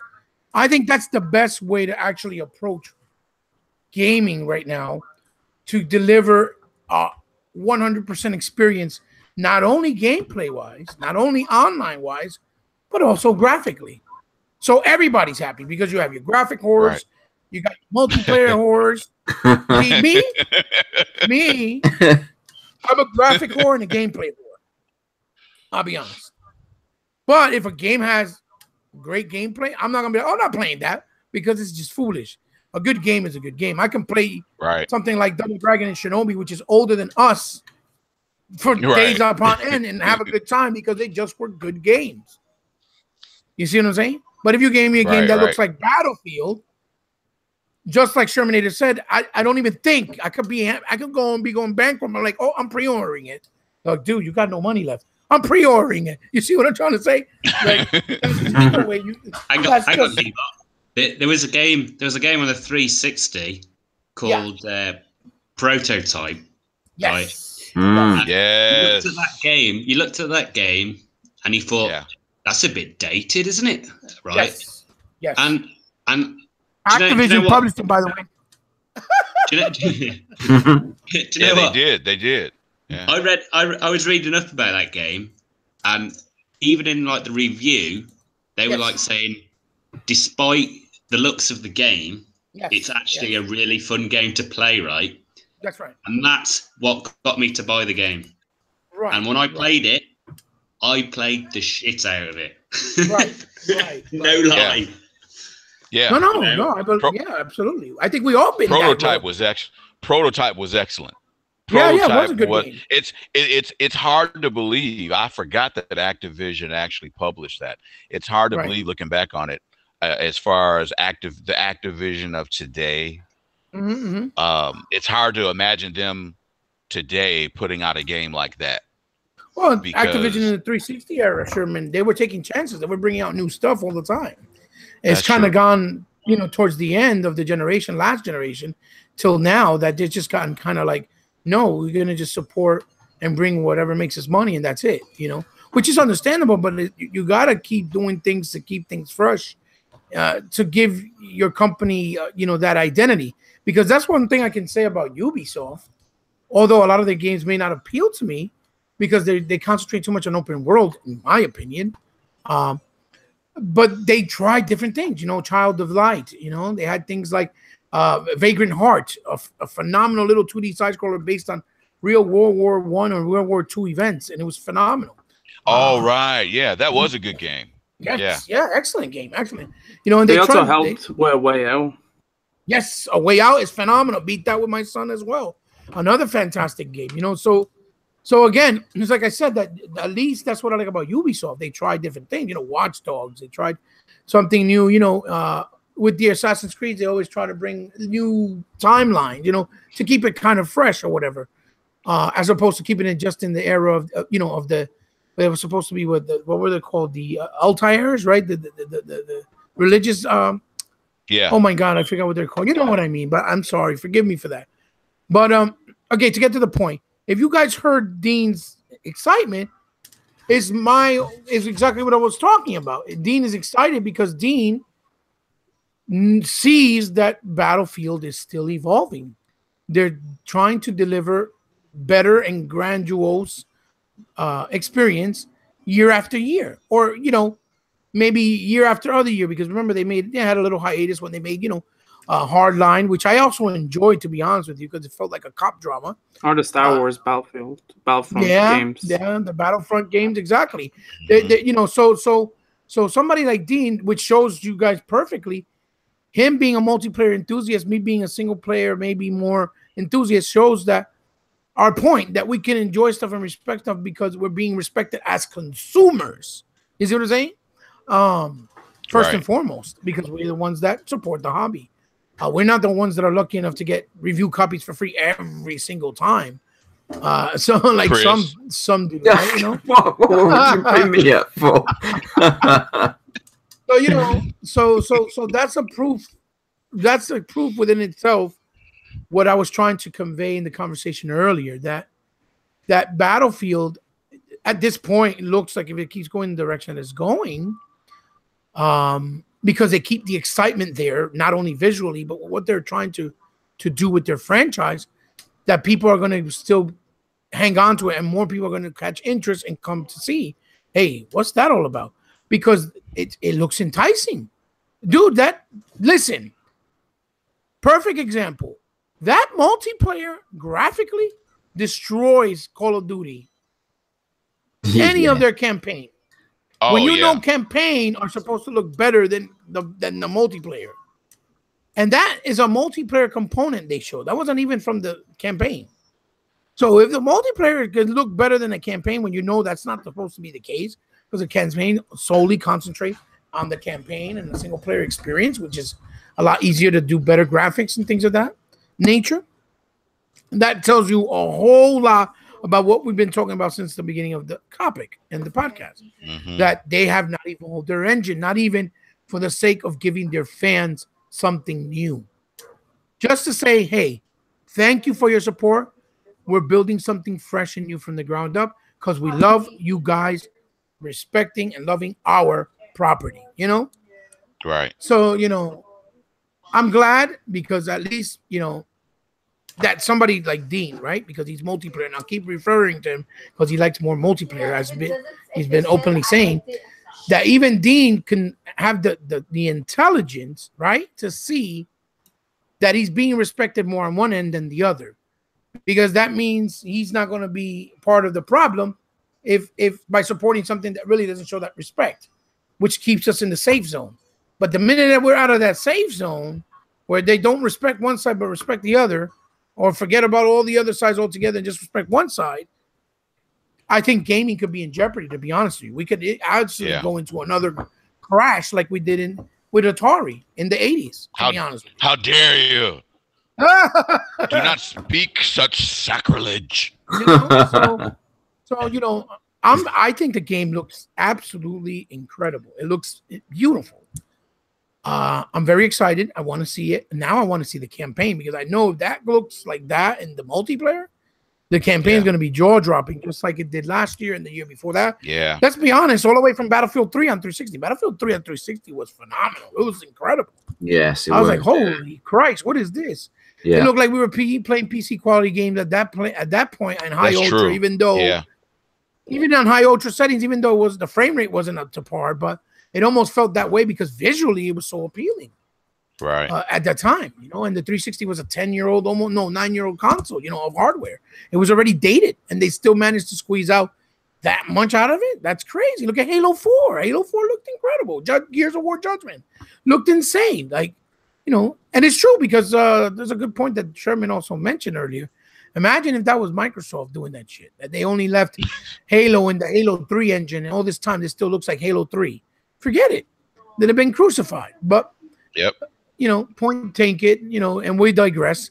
Point is, if we let one person get away with it, that opens the door for anybody else to have the possibility to get away with it. And I'm glad that Battlefield, EA, took all the backlash. And I think that sometimes you got to fall down in order to come back up the right way that they got from all the other games, whether it was Mass Effect, whether it was, you know, Battlefront, whatever the case may be. I'm glad that they took that into consideration and were actually serious about it and saw, even though they still kept some numbers because they still sold fairly well, Battlefront 2 still sold, you know, phenomenally well, even though the numbers dropped. You know, Star Wars fans are very vocal too. That's another thing altogether in its own. But Right. that they took that feedback, they took that backlash, they took that criticism or constructive criticism for life, you know, to be honest, and implemented and put it into their work ethic and said, listen, these guys keep us with jobs. And these guys are the reason why we do this in the first place. Let's show them some respect and a little love. Let's change things up. Let's do the Game Pass, you know, free. Because if it was $20, $10, one thing, but, you know, Dean was right. It's like $50 sometimes. You're paying damn near $120 to get a whole game. You know, and it's crazy. I know I understand that the development of games gotten super and astronomically expensive and crazy, but, you know, this hobby was never for just the super rich, you know? But if it continue going in that path, it's going to be only for the super rich. You know what I'm saying? When it's supposed to be a hobby that's supposed to combine and unite all types of gamers from all lives and walks around the world. Sorry to stop you there. Can I just... I haven't been aware, but have Call of Duty and Activision, have they announced about the DLC? Is that meant to be free around? Because I don't know. I know Battlefield said it was. They did not. I don't think they did yet, Dean. I don't think so. That's a good question. I don't think they have. I mean, they might. They need to, or else they really are fudged. Like, especially with Battlefield going free with the maps. Right. Well, you said a good thing before, too, Dean. That made a lot of sense. Battlefield has always been a squad-based tactical shooter as far as multiplayer. You have to go in there and work as a team and really do things the right way. You can't just go in there selfishly by yourself and, hey, listen, I'm the best of the best. You guys are on my team, but I run things. I'm the god here, you know, and that's kind of like the difference between Call of Duty and Battlefield. Call of Duty is more about teamwork, as opposed to Call of Duty is more about being a selfish prick and acting like you're the one with the biggest, you know, whatever the hell it may be, whether it's an arm, leg, or ear. Well, you know what?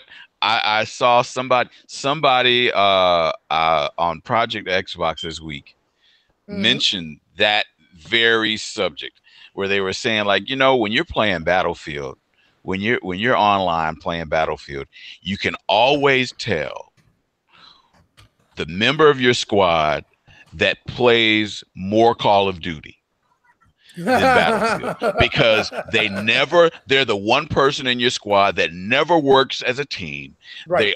They wind up being more of a hindrance than a help to complete the objective, and they just don't. and it's just it becomes blatantly obvious what game they're influenced by. And so for you to mention that, it's just reinforcing that whole notion, which again, I'll tell you one thing about Battlefield. It's kind of sad. There's one thing about Battlefield is, right, you won't get some 15-year-old kid saying he wants to fuck your mom. Well, you never know. And to be honest, right, if my mom was a single mom, right, I would actually say, "Hey, mom, this guy wants to fuck you." Oh my God! And then see how it goes. It's stuff like that. It's stuff like that that actually got me to block the game chat on COD. It's okay. We're after the watershed in the UK. It's fine. It's fine. Do you actually use game chat, or do you always go in a party? Because I'm always in a party if I'm playing something online. Unless it's Friday the 13th. Oh, okay. These days. Just because of what I've just said then. I used to party chat. Well, if I'm on my own now, I do tend to stay in game chat, and because I mentioned this in the last podcast, didn't I? That I feel that the social aspect of gaming is sort of dying because of chat, and I think people aren't chatting anymore, and it's a bit of a shame. Yes, you do get the screaming brats, but you can mute those people. You don't have to listen to them. There's the mute option. We're playing together as like us because we're friends. Obviously, I'm pretty sure we're gonna have a blast no matter what. Yeah. But it's hard when you play with other. You almost don't want to take that chance of playing with anybody else because you never know what you're gonna get. You're like, oh wait, hold up. Yeah. And that's what happens. It happens like 80% of the time, and it's sad because it's kind of ruining, like you said, the social aspect of it as well. So I completely agree. But Andy's also right too. Like you do get a lot of those little young kids saying those ignorant stuff. Yes. That you don't need, basically, because you're just gaming. You just want to have a bit of switch off time and enjoy it. You want to get away from the stuff you hear out in the street every day. Right. If you're like a 40-year-old gamer playing Call of Duty, and some kid says, "Oh, I'm gonna fuck your mom," you go, "Mate, oh God, you go ahead. She's about 90." I'm sure she'll love the attention.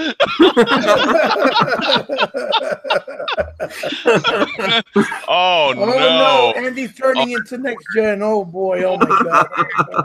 That's hilarious. Oh man, Dale's missing out. That's funny. That's funny. I'll tell you what, you think that's bad, right? Oh God! Mute and quit. Where's the mute button? The mute button not going to work at this point. It's over. It's over and done with. I remember playing one of the Call of Duty games, right? And the guy's gamer tag was Muslim Hunter, and it was the one where it was basically you were in like Afghanistan or something. It was like, I can't believe your name is Muslim Hunter. How the hell did he not get banned? Really? Yeah, I was about to ask the same question. Normally, they would have banned that. Yeah, that's the sort of wow. How long ago was that? Oh, probably about 7 years ago. Oh well, they've got a lot stricter with that. Well, I mean, did he do it being derogatory, or was he trying to say because he's a Muslim and he hunts down people? Was that what he was trying to say? I just think he was being a dick, to be quite honest. Okay, that's what I'm asking. Wow. The character didn't even have a backpack on. It was all these stereotypes now. Wow. That's crazy. He wouldn't have gotten away with that now. There's no chance. No chance. And that's good. He would have been banned because real people quick. need to be respected, no matter what. Culture, ethnic, religious belief. It doesn't matter. Right. It should be left for gaming. That's it. It shouldn't have none of that. Rhetoric, nonsense of politics involved. That's my take. On that. The funniest thing I've seen actually in these games these days is because a lot of these games allow you to do your own emblems now. I mean, how many times have you been in a game and somebody's got a little penis with some kind of that seems to be the thing now. To be fair, Micro, right? Given the age of some of these gamers, they probably do have a small penis. Oh God! Andy! Oh my goodness! Hang on, it's a family show. I take that back. No, that got thrown out the window 10 minutes ago. The mute button broke. Ladies and gentlemen, the mute button broke. Sorry. What? I'd just like to give a formal apology to all of Sherman's friends in the shenanigans. Please, sorry. It's interesting that the show has gone in this direction on the day that Dell decides not to show up. So he's going to take credit. He's going to take credit for being the conscience of this group from now on. You do recognize that. Yeah. All I'm going to say is I feel like I'm on form. I really do. Are you? You said that you weren't gonna like dip into the sauce tonight. Hey, I'm just wondering. When do I ever say I'm gonna not dip in the sauce? I think he's been on it since we've been on. How many you had? I'm not gonna lie, right?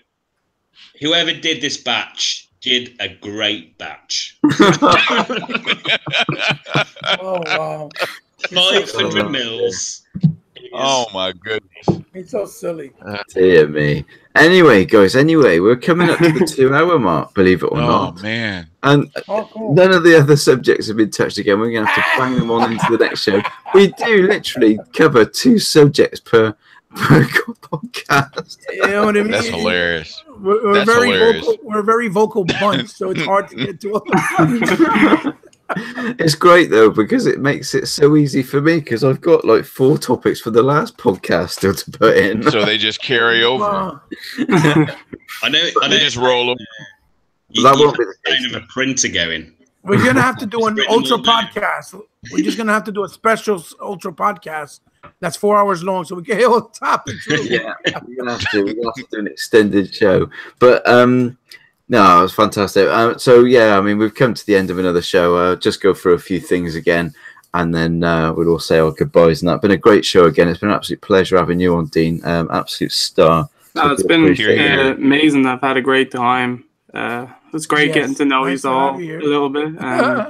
Yeah, we'll have to. It's always good when you go off topic. So it's so easily done with this lot. It's unbelievable. But no, I'll just go through a few things again before we say our goodbye. So, for anybody who's just joined the chat and just joined, because I know a few people have just joined, so they were a bit late because of the football. More important than the football, for goodness sake, blimey. They lost as well. Yes, they did. Well, I wasn't going to say it in the podcast just in case somebody recorded it and we're going back to it, but never mind. But if you check the chat, I've been dropping codes throughout the night for Deep Space, space platformer by Bug Studios, who was kind enough to give us 7 codes for this evening's podcast. So if you go back through the chat, you'll see some codes. Some may not have been used yet. Some may have been. So do that. We will be back on the 9th of June for the E3 special. That's the MicroPod E3 special on the 9th of June.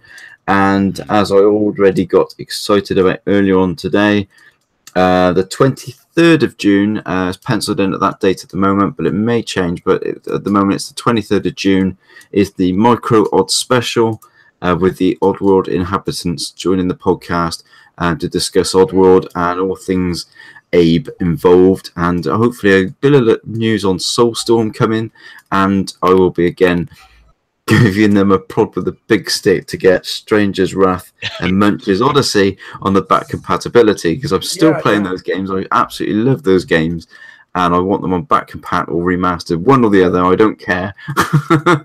So I will be poking them with a big stick. That's going to be great. Are you really gonna? Oh, we're really gonna have them on?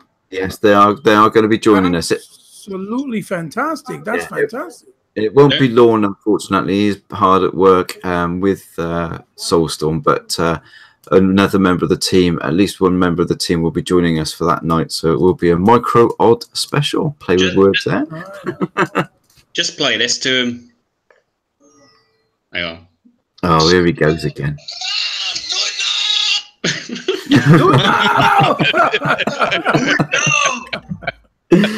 Oh dear. So yeah, no, I'm really excited for that one. I've been talking to them on Twitter for quite some time, and I just took the opportunity to chat with the guy that I was talking to, and things have moved on from there. So, and they're up for it and they want to come on. So there you go. And that is it. That is all I've got to say. Just those dates, and it's great to have you all listening again. The chat's been a bit quiet this evening, but I think that's down to the football, hopefully. Yeah, no, it's been a great show. So yeah, it's just check out Project Xbox, check out the Mansion on Facebook. Make sure you drop in those groups if you're not already a member. Check me out on Twitter. check me out on Xbox, gamertag Cloned Trooper. That's with a space in the middle. I do like my Star Wars. But that's it. So I'm going to pass you over, first of all, mate, Creating Beyond Limits. Dean, who's been our guest tonight, I'm going to let him give himself a shout out and say his goodbyes. Make sure you go out and check his channel. I want to see him on that 1,000 subscribers in the next week, Snap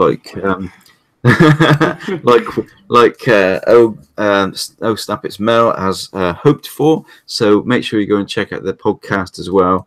And Coffee Casuals, Coffee Casuals and Consoles. There you go, on Snap It's Mel's channel. So make sure you go and check that out with Xbox 448. But yeah, give yourself a shout out, bud, and say goodbyes. Yeah, first I just want to say big thanks for having me on. It's a pleasure, mate. A pleasure. Like, love your content, love your vids, and like you invited me to the Xbox page, like what was around 2 years ago. Yeah, It's just been a great time, and actually getting to do something, like you said at the start of this, that we actually haven't really done it, and since playing Friday the 13th last year. So this was really nice. If you ever need another person on, I'd be happy to if I'm able to. Nice. This was a fantastic show. Just love talking gaming with good people, and yous are all nice and awesome. So if anyone that's interested, my YouTube channel is Creating Beyond Limits. If you're in the chat, you can just click on my name and it'll bring you to my channel. I do gaming videos, reactions, recommend the videos and stuff like that. I try to balance it as best I can, but I just end up doing certain videos depending on what time I have and stuff like that. And Twitter is @Dean5578. And yeah, nearly at 1,000, still trying. Thanks everyone again, and yeah. Oh, you'll get there, mate. You'll get there. Your content's brilliant, so love it. And it's a pleasure to have you on, and we'll definitely have you on again. If Dell's, in fact, no, I'm going to get you on as much as I can. I'm going to really push it to see how many times I can get you on. Oh, that'd be awesome. Who am I going to give it over to now? I'll give it to Andy because he's always nice and quick. Just say your goodbyes, mate.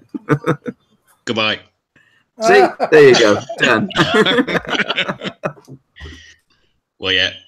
Thanks everyone for joining us in the chat. Same people again. Oi, oi. Yeah, and so it's great to do a podcast with you tonight, Dean, and everyone else on the panel. I don't know if I should not drink next time, but I don't think that's going to happen, to be honest. But yeah, thanks everyone for stopping by. If you're catching up on a later date, thank you very much for checking out the video, and we will see you next time. Bye-bye. Sure, will. Cheers, buddy. Cheers. And Sherman, come on, let's see your sexy tones. Oh my goodness, here we go. Oh my god. Hang on. Do you want me to do the intro? Go on, do it.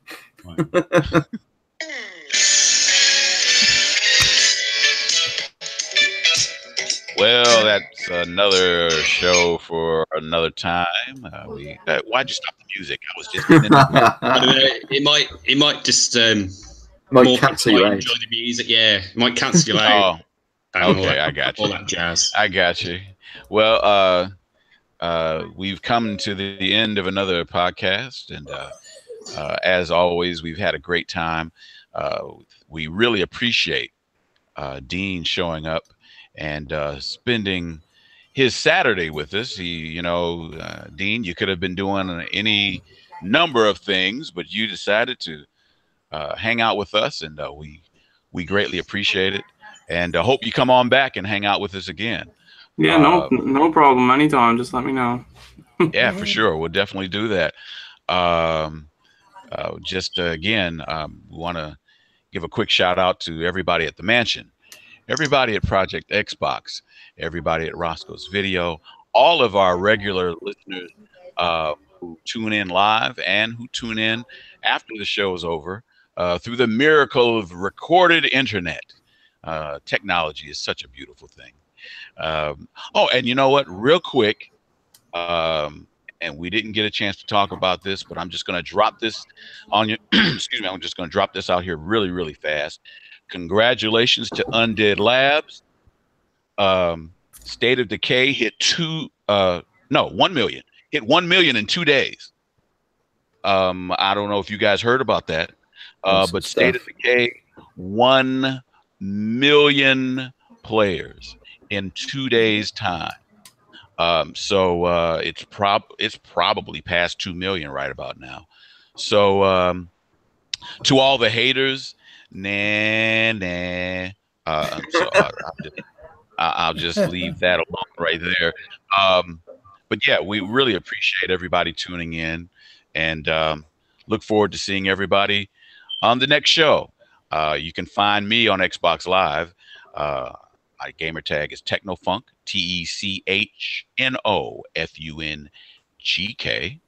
And of course, here I'm known as the Shermanator. That's Chris's idea, not mine. Definitely. But and he will. Hang on, did you say Techno Funk or Techno? All right.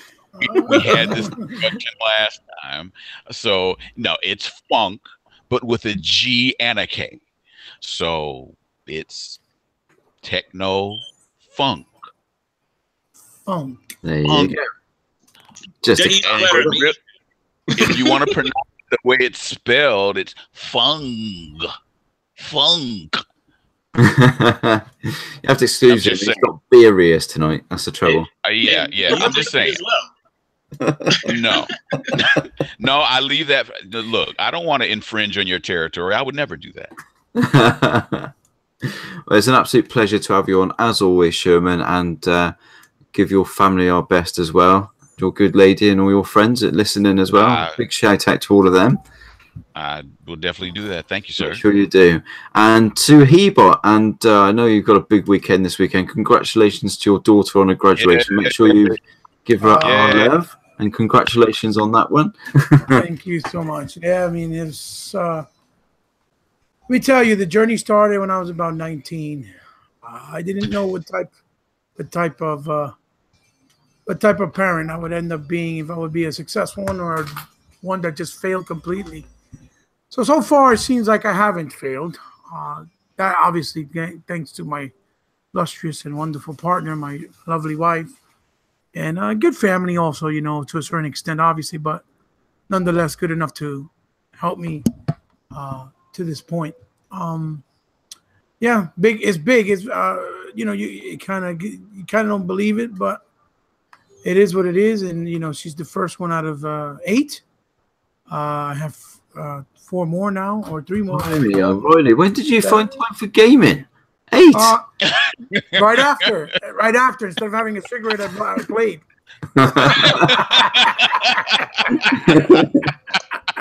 Oh, that's one and done. Now, good answer.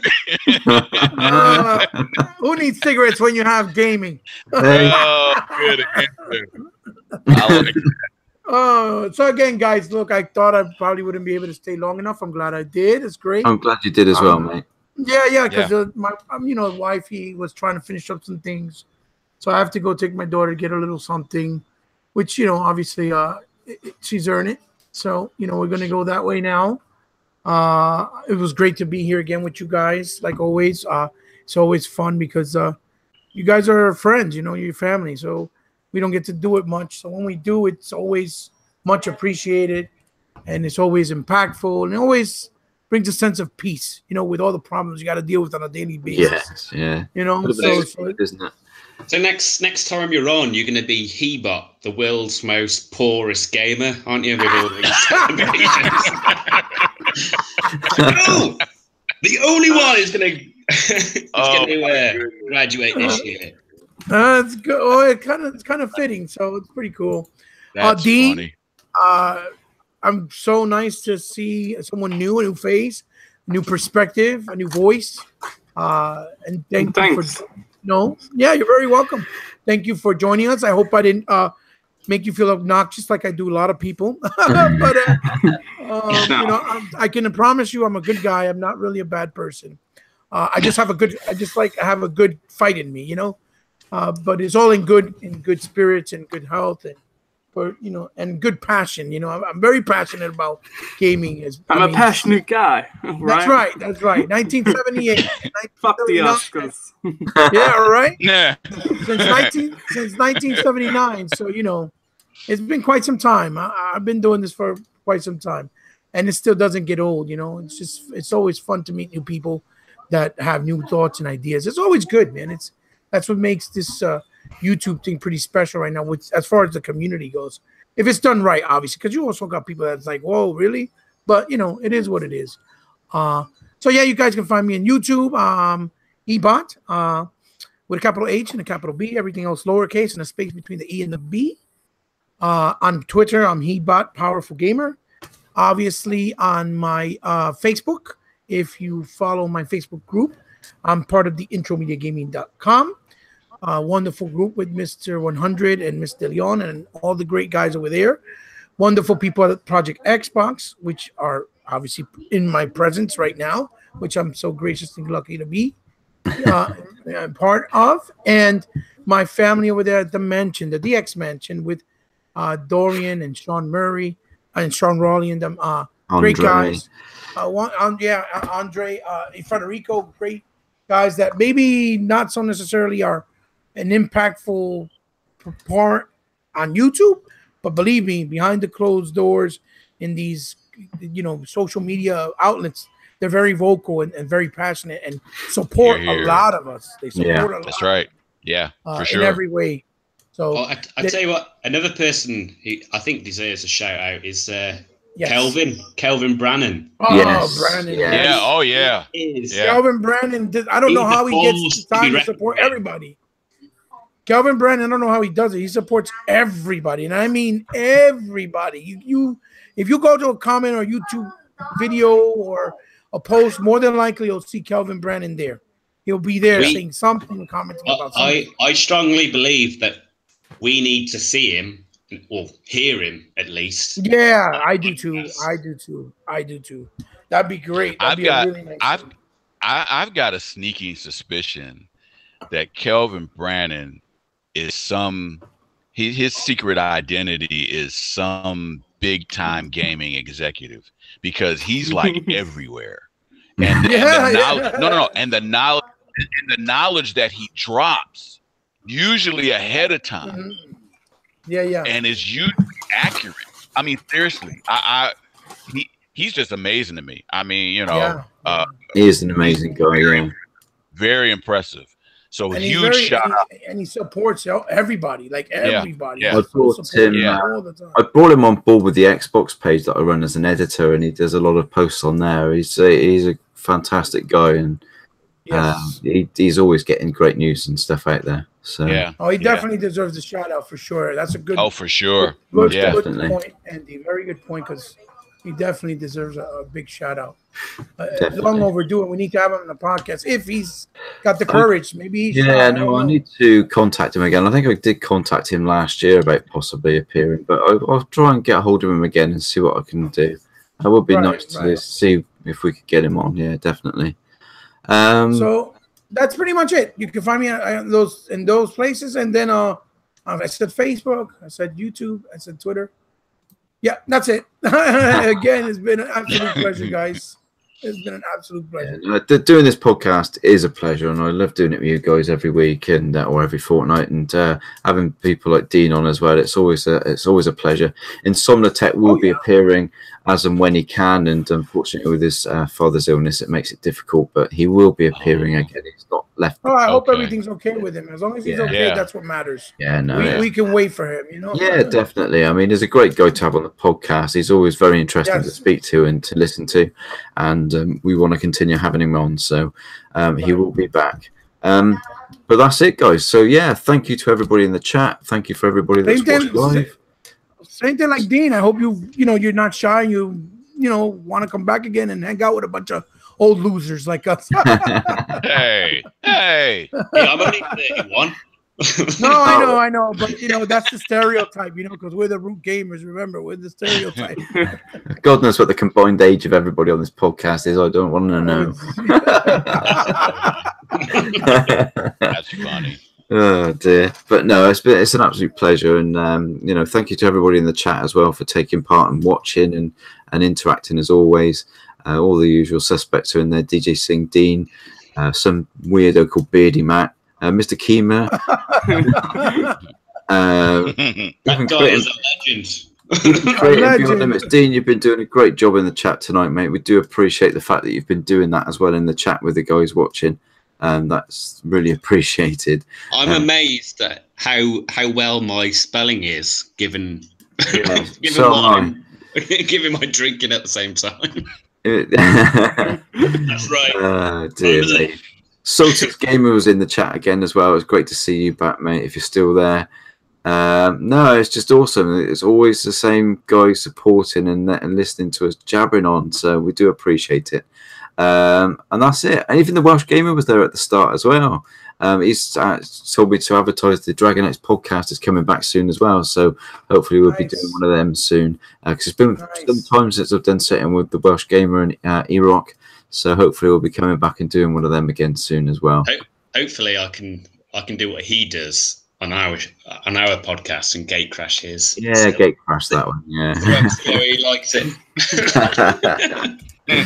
Oh dear. So that's it, guys. That's another MicroPod. We will see you back on the 9th of June for our E3 special, where we will be holding back our excitement and some chat about Fable, hopefully. So there we go. We will see you in 2 weeks' time. Take care. Bye. Good night, guys. Peace, everybody. Peace.